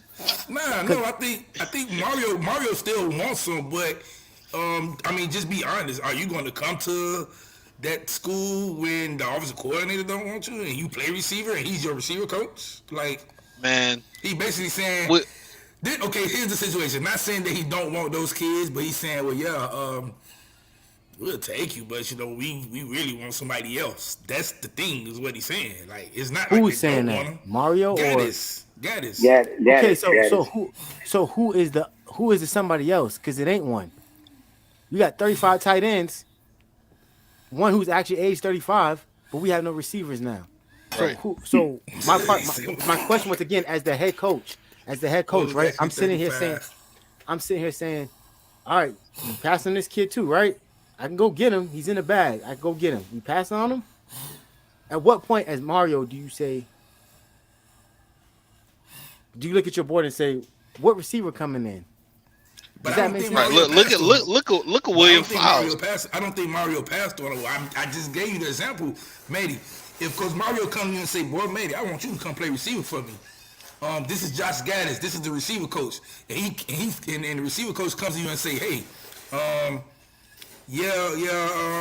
we'll take you, but you know what I'm saying, you're not receiver 1, 2, or 3 on our board, but we'll take you. We really want those other 3 guys first. What are you going to say? You going to say, oh, what I'm going to come? I'm not going to come to you. You don't really want me. Can I defend Josh Gattis? Go ahead. Good luck. You got to defend Josh Gattis for a second. Josh Gattis said Andy Jean. Now, that is true. That was true. I spoke to him, and the way he looked at it was, he was like, Andy Jean, he said, we can't take him. He's the 3rd option on his team. True or false, X? That was true. That's what Josh Gattis told him. And that's why I was like, why would Eddie Jean double back and say, I'm going to come to you up? Josh Gattis also said, man, we got 5 stars in the town that's overrated. True or false? He said that about Jaylen Brown. Jaylen Brown overrated. Whoa. I told so you. Wait a second. Street, what are you defending? Because you doing a terrible job. Let him finish. No, let him finish. Because these guys, right? These guys like William Files, Andy Jean. I think it's a weird year that he came here, right? And he got to see a batch of receivers that were. It's not usually like that, if you ask me. I've never seen 2 5-stars here that were kind of, hey, maybe they are, maybe they not. They're a little underrated. One need to see the wizard. But we actually talked about that. He actually told me that. He just felt like that guys who we thought were guys this year wasn't guys. Now the Isaac Tesla, I don't know what that's about. What about William Files? I'm mad about the William Files. The William Files situation. When I talked to the William Files family, they say, yeah, you just wasn't showing any interest. I like, well, so who was recruiting you? He said, man, he talked to Josh Gattis once. I ain't tripping about Files. I'm talking about Seymour. I already knew, like, they were, you know what I'm saying? I already knew, like, they wasn't going to go after Files. You know what I'm saying? I kind of knew that. You talking about Lawrence Seymour? Yeah. Oh, nah. What you mean, Lawrence Seymour? I ain't say. The receiver from Central. Oh, well, I remember I was Streeter when they came here. I told y'all, like, oh yeah, they gonna drop Lawrence Seymour. They gonna drop him. X said that before Gattis even got here. I thought he would listen. They say he's not elite fast. They don't say he don't have elite speed. All I can say is this.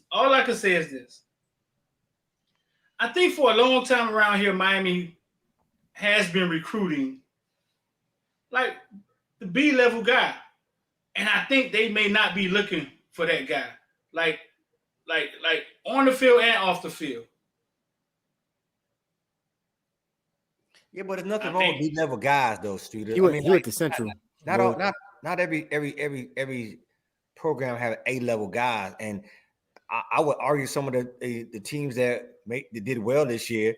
I mean, TCUs, they don't have A-level guys. They got B, C-level guys. You got other, I mean, so arguably, Michigan may have some A and B. So I mean, you can have B-level guys, sprinkle some A in there, and still be competitive.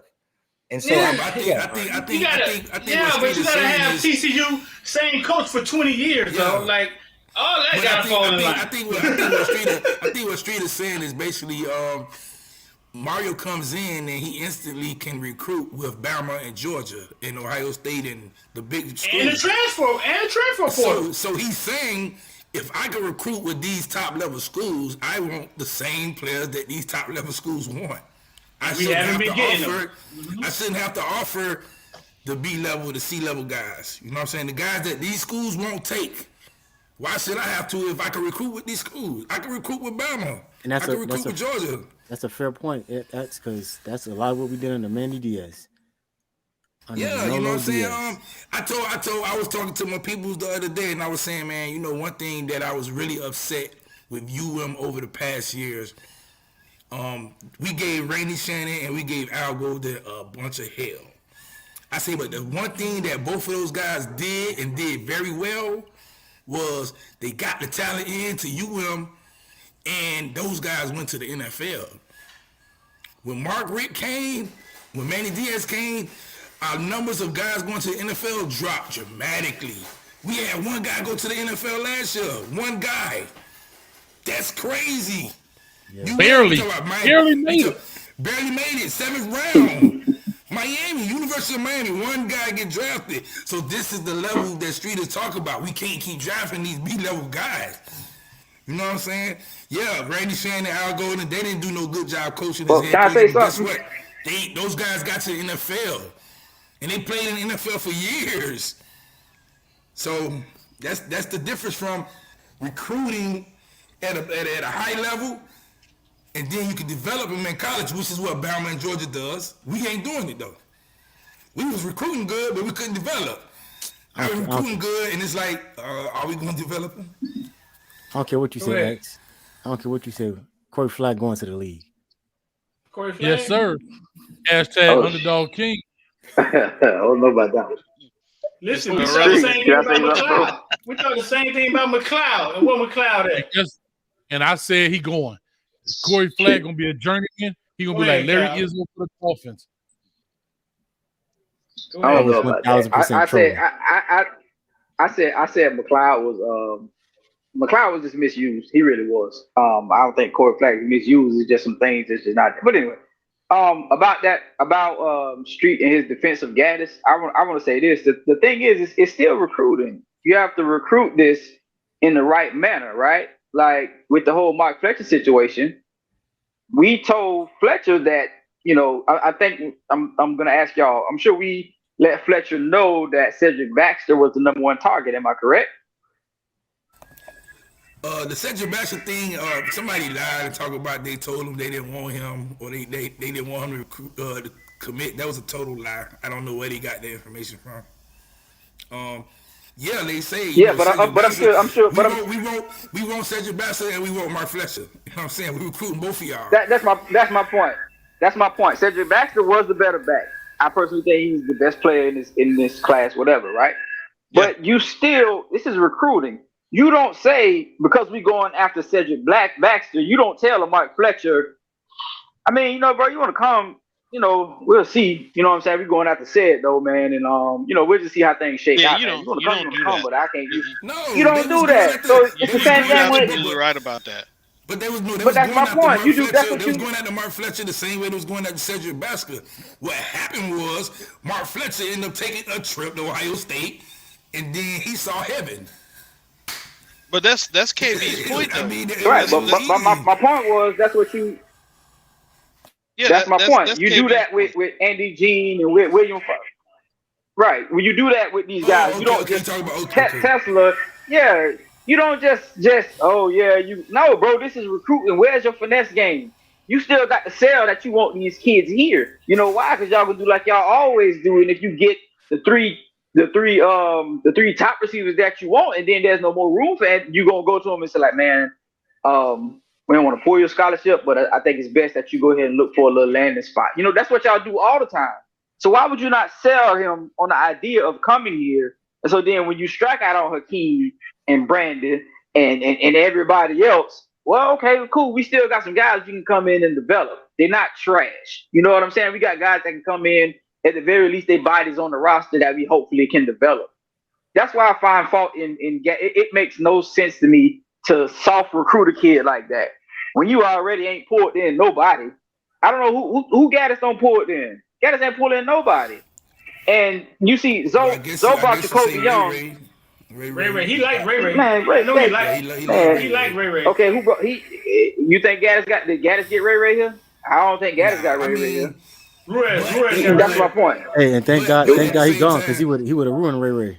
But at the same time, he did have some influence of Ray coming, because guess what? The previous staff wasn't recruiting Ray at all. So Gattis, that's a low ball. We ain't gonna talk about them us not having linebackers and all that kind of stuff. But the point is, you get what I'm saying.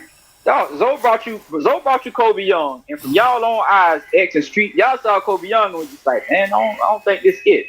But Zoe brought him in, and you see why he brought him in now, right? So if Zoe offers this kid Tesla, who am I to turn him down if I saw what Zoe brought me last year, and this is what he's bringing me this year? Why would Kyle, I not just? Kyle, you know who you are to turn him down? Unemployed. That's what you are. There you go. Where that information come from? Who told you that Gattis turned out Tesla? I don't even think Gattis could. Yeah, no, that's real. Look, when I think we did a show or we did a Zoom. I mean, not Zoom, a space. And I was saying once I found out what happened with Tesla, I said, yeah, that's when I was like, yeah, Gattis got to go, because I was like, what the hell was he thinking? And now Tesla about to be in the SEC. I watched this guy film, and I was like, well, I don't care who he playing against. That guy just needed to be on our team. You know what I'm saying? Yeah. I don't care what color he was. He just needed to be on our team. And for a coach to tell him, yeah, you know what I'm saying, we'll take you, but we really don't want to take you. Like, but wasn't Chester especially when you ain't got nothing. Didn't we offer him? Yeah, we offered him. That's what the thing. The thing was, yeah, we want you to commit, but it's not like we press it. You know what I'm saying? If you come, you come. You don't, all right. Like, they didn't make it seem like they wanted him. And that's why I was like, well, what? I'm going to ask him.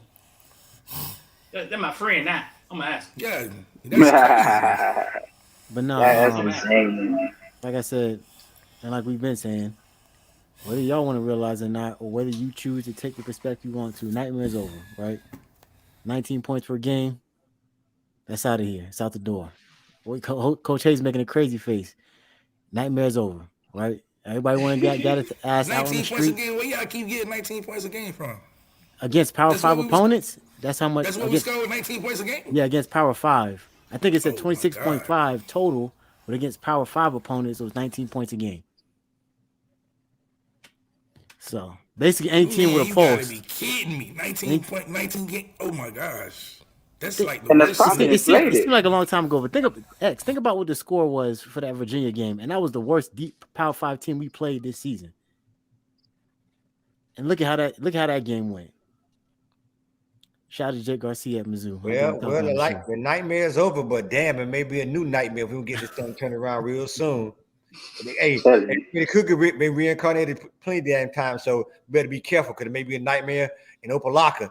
Or Cole Gables, we'll get this thing turned around really quick. So, I mean, we eliminated one problem, but we got to fix it. I think that's the bottom line. We got to be able to get the right people in here in order to push this thing forward. But what's the main problem? Streeter, is that the main problem? What?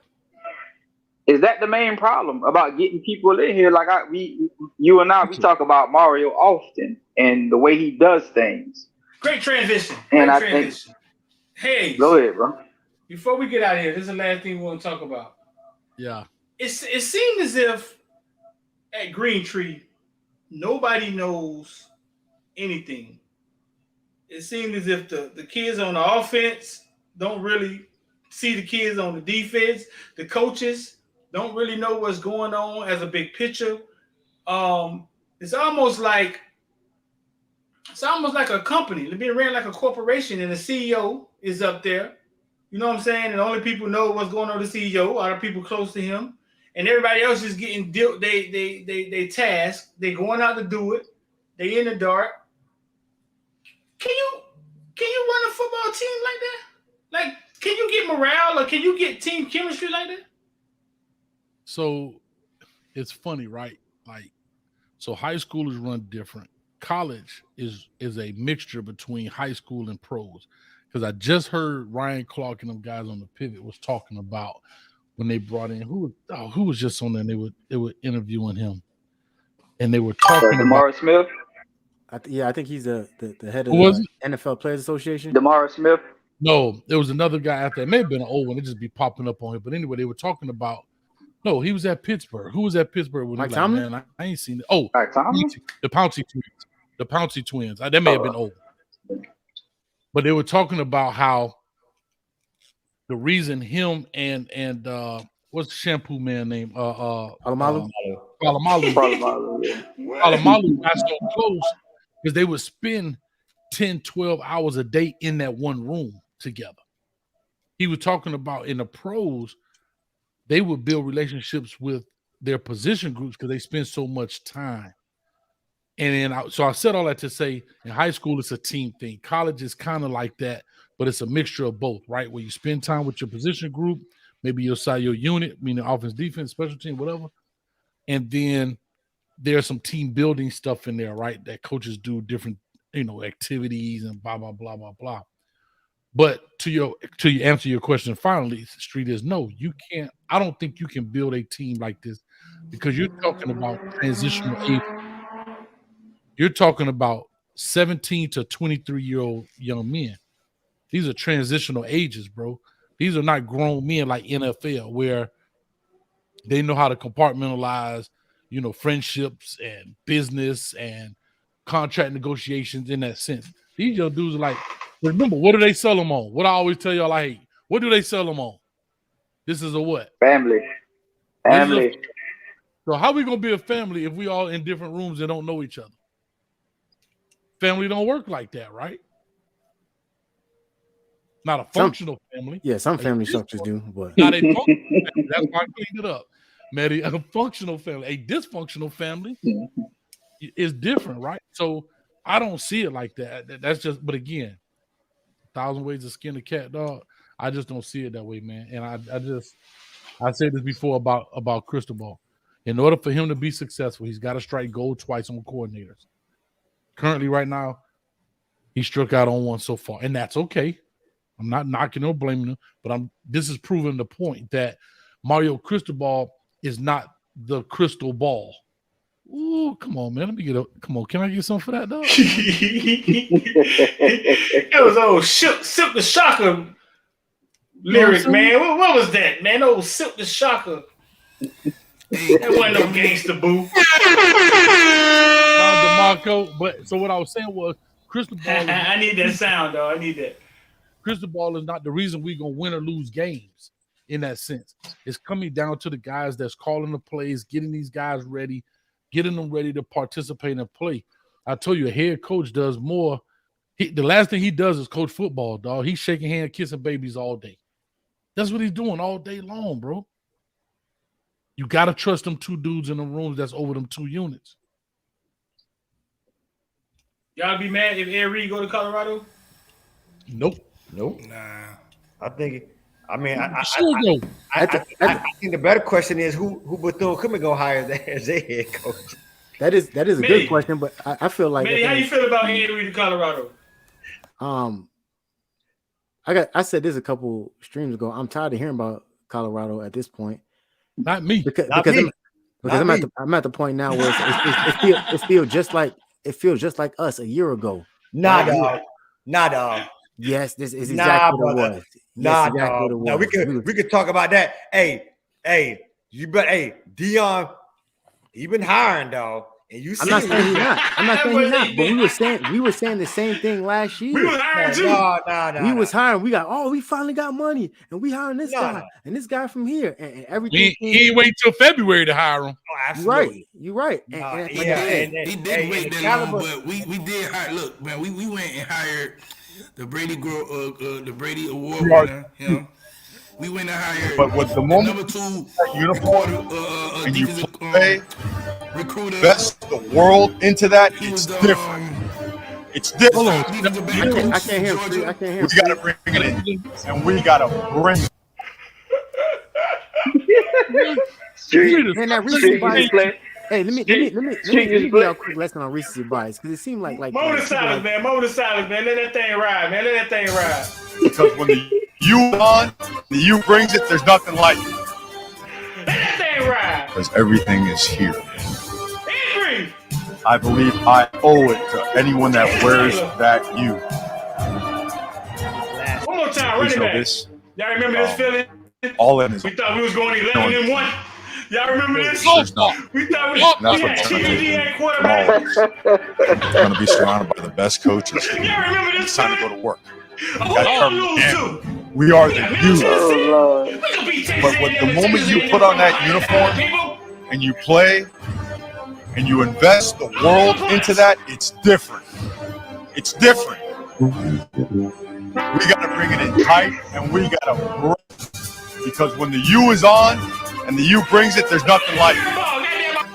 Nobody on here. Bruh. I don't know if I'm crying from laughing. I don't know. Go ahead, continue with this.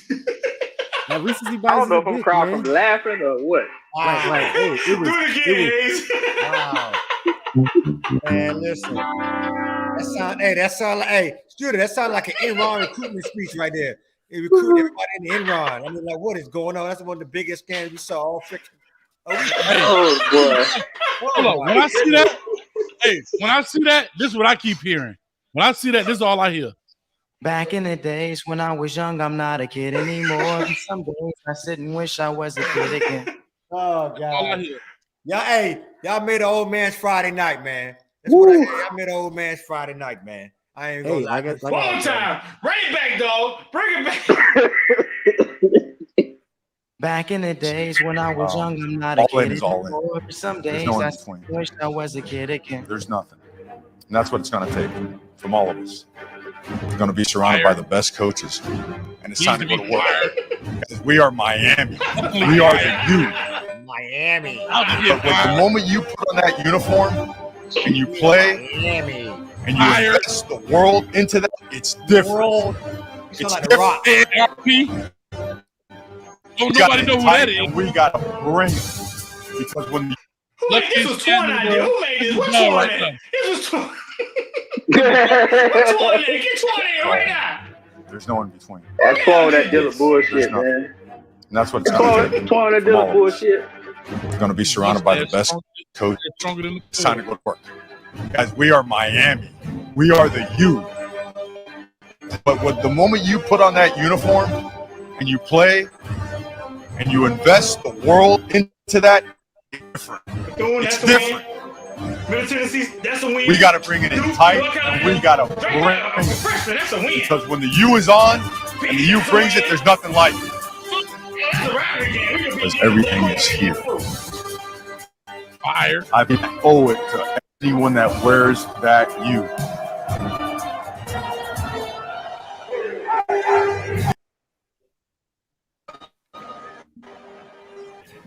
No more. Owe it to anyone that wears that U.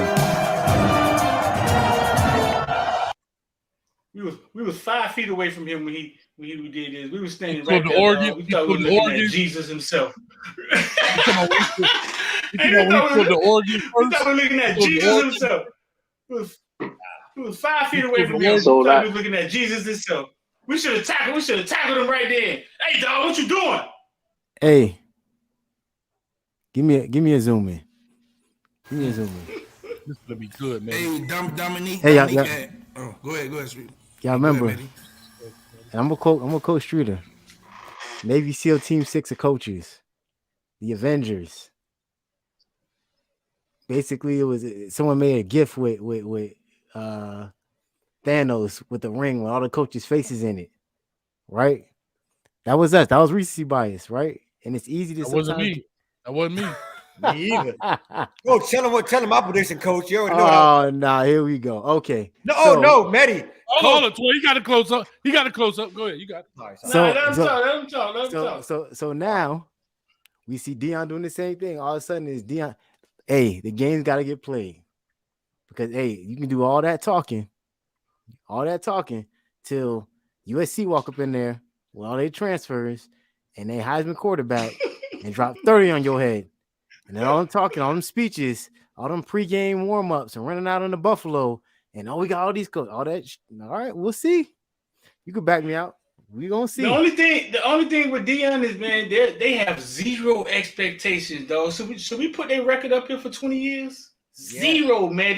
No, you're right. They got zero expectations. Right. They can do anything next year, and then they're gonna be better than they have been. They win. Listen, a 5-7 season in Colorado, like we had, would be great for Deion. Absolutely. They're great. They'll be bragging. They'll be saying, "Y'all remember if Deion go 5? Y'all remember they'll be saying, "Remember we 10? We 10. We almost made the bowl game. Y'all remember 2023 when we almost made the bowl game in week 10? They have zero expectations, man.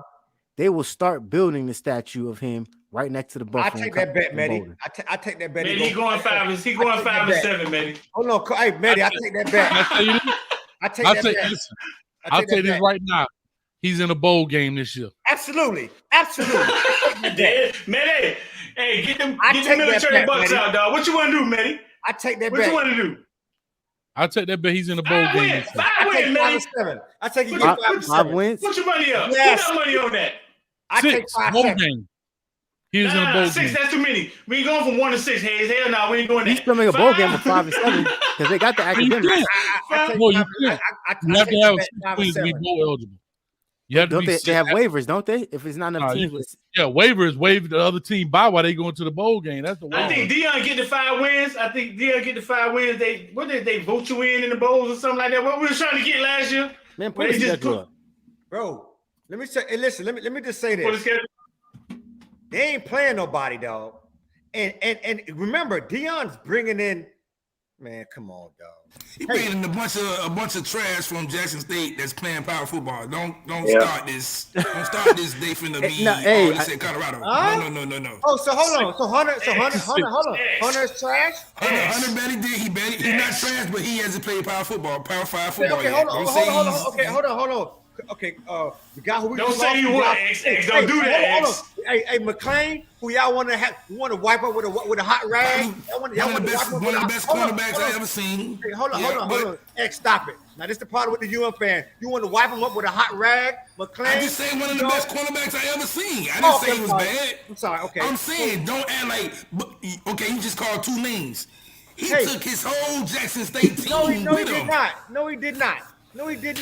And he brought in other players from other schools.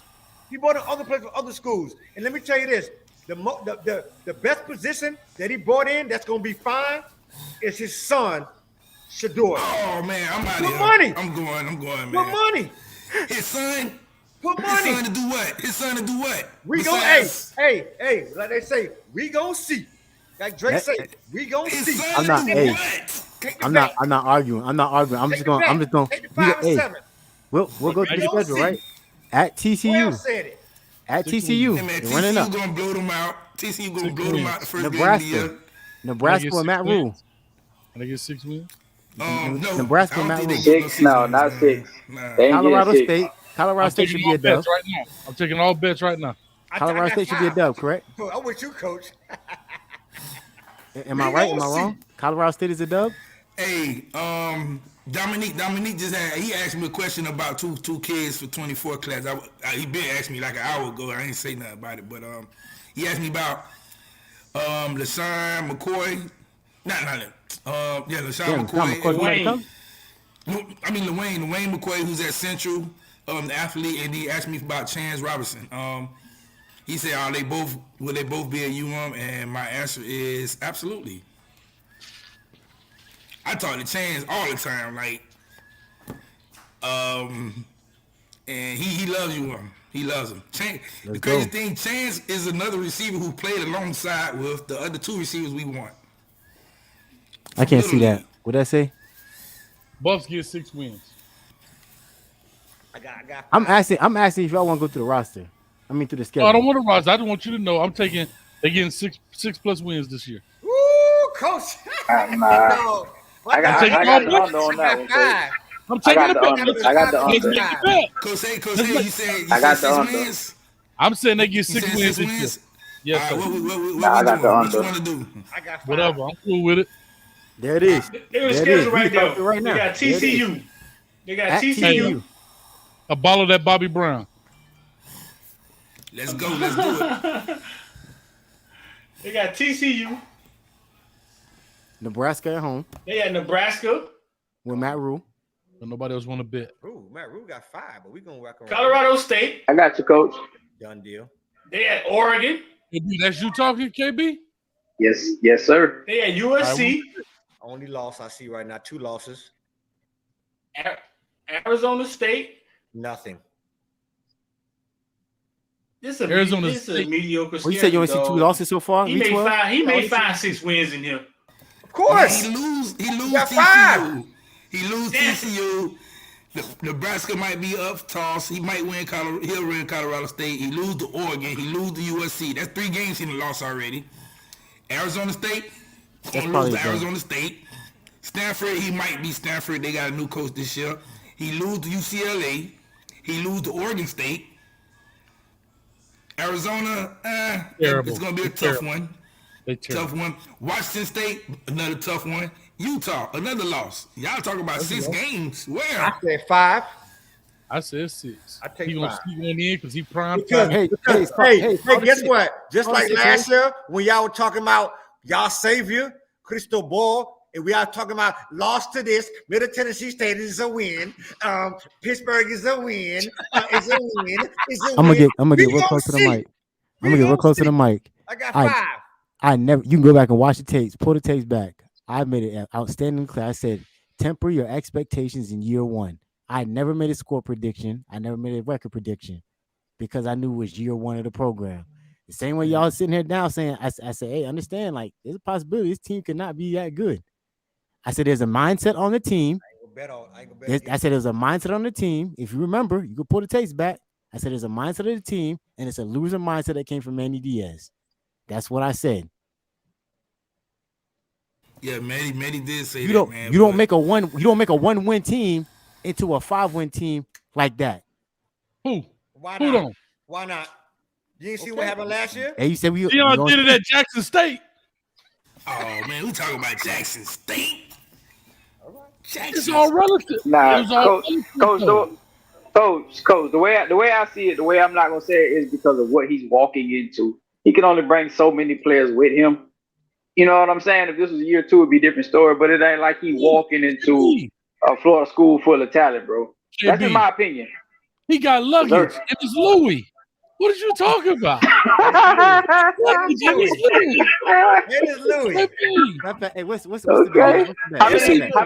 How many Louis bags? But hey, he only got like 4. He only got like 4 Louis bags, Coach.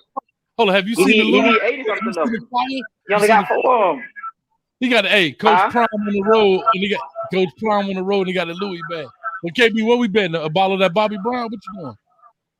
It's whatever you want. Put it down. Don't matter. All right. And I think I got me and Maddie got 5. We got a gentleman. Hey, we got an air read agreement in principle on 5. Or I gotta send you. Or I gotta scan you my signature. We got an air read agreement, gentlemen. So he get less than 5 wins. Hey, Marvin Billy. You get a bottle of Marvin whatever. Billy. You do it or whatever. I'm sorry, Cheetah. I know he's one of your villains. We shoot $10 on him. You make it $400. We shoot $10. I don't personally drink, but I'll tell you what okay, so let's do. Hey, I'll give you a Chipotle card or something. We make it work with some lunch. We can do that. We can do that. Yeah, that's fine. Okay, cool. We can do that. Yeah. Hey, cause you see like a vegan guy. Get your list of fruit. I ain't no vegan. I definitely know. With some extra sour cream and some lettuce and tomatoes. We're good to go. You know what I mean? Streeter. Hey. I don't be wanting to slap the villains because them boys look dangerous. Yeah, they're dangerous, cuz. But Marvin Bailey. What'd he say? Pull your chin out, please, sir. Marvin said. He said more toes and more wins. That boy is out of pocket. Marvin Bailey. So, Medi, we taking the bet. I got X-Men for the Bobby Brown. I got KB for the Bobby Brown. No, me 12 going, but we can take all the you bet 6 wins? I'm saying they both eligible. He said 6. I said 5. Said no, you said 6 wins, Coach. You said 6 wins. Now. 6 wins is both eligible. 6 wins is both eligible. I know. I need you to say no because I think you can get in with 5 on some bullshit, right? I ain't never heard so that. I need the 6. I need the 6. Or just in case, I need the 6. Go back and look at Susan's tweet. She said if based off of academics, if there's not enough 6-win teams and your academics are high enough and you don't look terrible in the game that you play that get you to 5 wins or the 7 losses, you can get into a bowl game with 5 wins off of a waiver. Okay, that's fine. I get that, right? So he's saying it because Colorado has that's academics. The same way in Virginia, a woman is only allowed her sewing machine due to the Commonwealth laws. That don't mean they always apply. Name a 5-win team that went to the bowl game this year. Miami was on the docket to get one until we got blown out in that last game. Yeah, because we bad. Name another one. I'll look it up. Hold on. That's the point, right? I don't know. Let me say this though. I wanted to answer Street's original question. Would I be mad if Ed Reed ended up in Colorado? I wouldn't. I would be mad. I wouldn't be mad at Ed Reed. I wouldn't be mad at Deion. I'd be mad at the University of Miami. Because there's no reason we shouldn't have valued Ed Reed while he was here, and we should be valuing him right now. And that speaks to the bigger problem that I see going on at UF personally. Good point. But KB, let me ask you this. And I'm gonna ask, everybody else can answer this. I've been asking people this all the time. Ed Reed hasn't been a coordinator. He hasn't even been a position coach. It was some rumors that we could have hired Brian Hartline to become our offensive coordinator. Brian Hartline never called plays before. do y'all want to keep going through this same old cycle of getting guys who aren't qualified to do what they're doing, but you're doing it just because the name sounds good, or they could do this at certain good.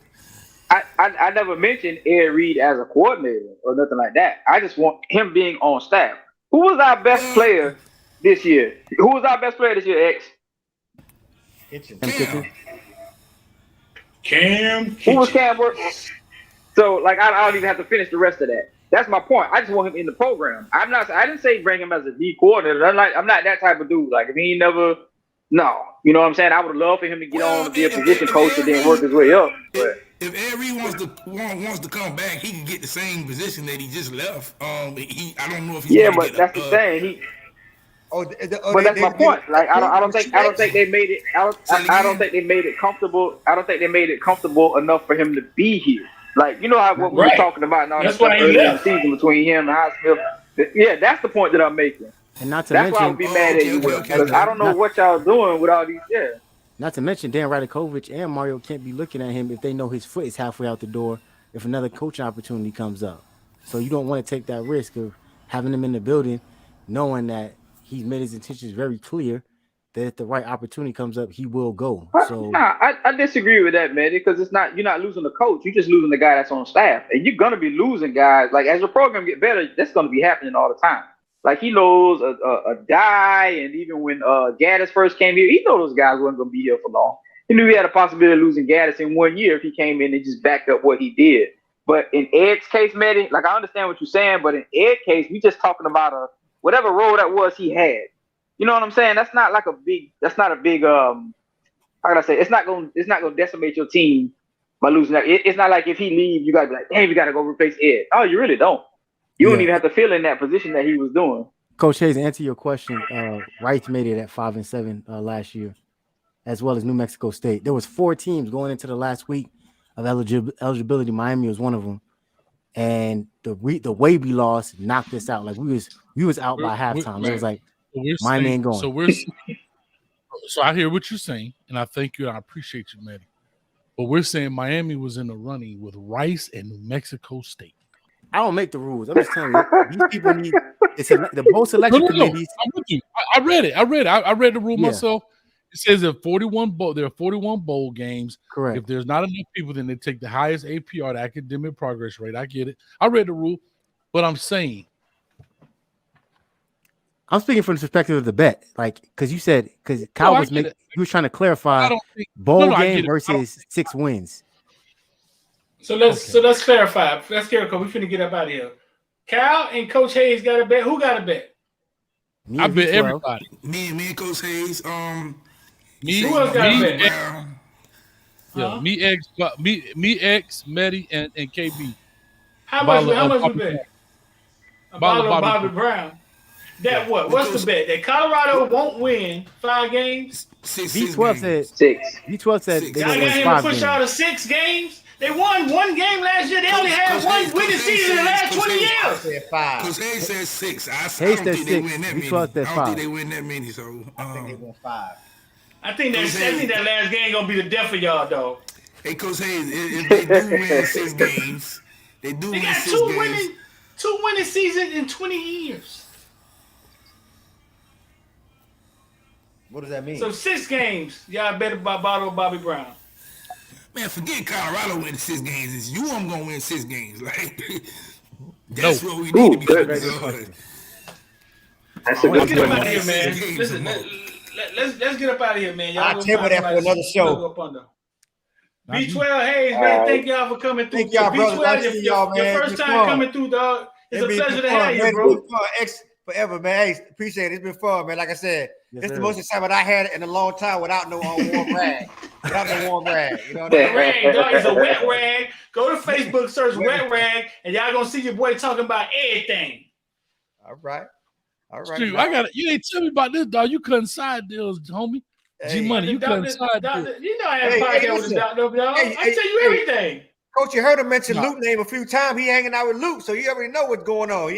Luke just texted me talking about the street. They talk about you in Canes Unfiltered. Come in here. There you go. Hey, see? You wanna know what? Hey, can I say this last piece before I go street? Before you kick me out? I know you gonna kick me out. All I'm gonna say is to Josh Gattis.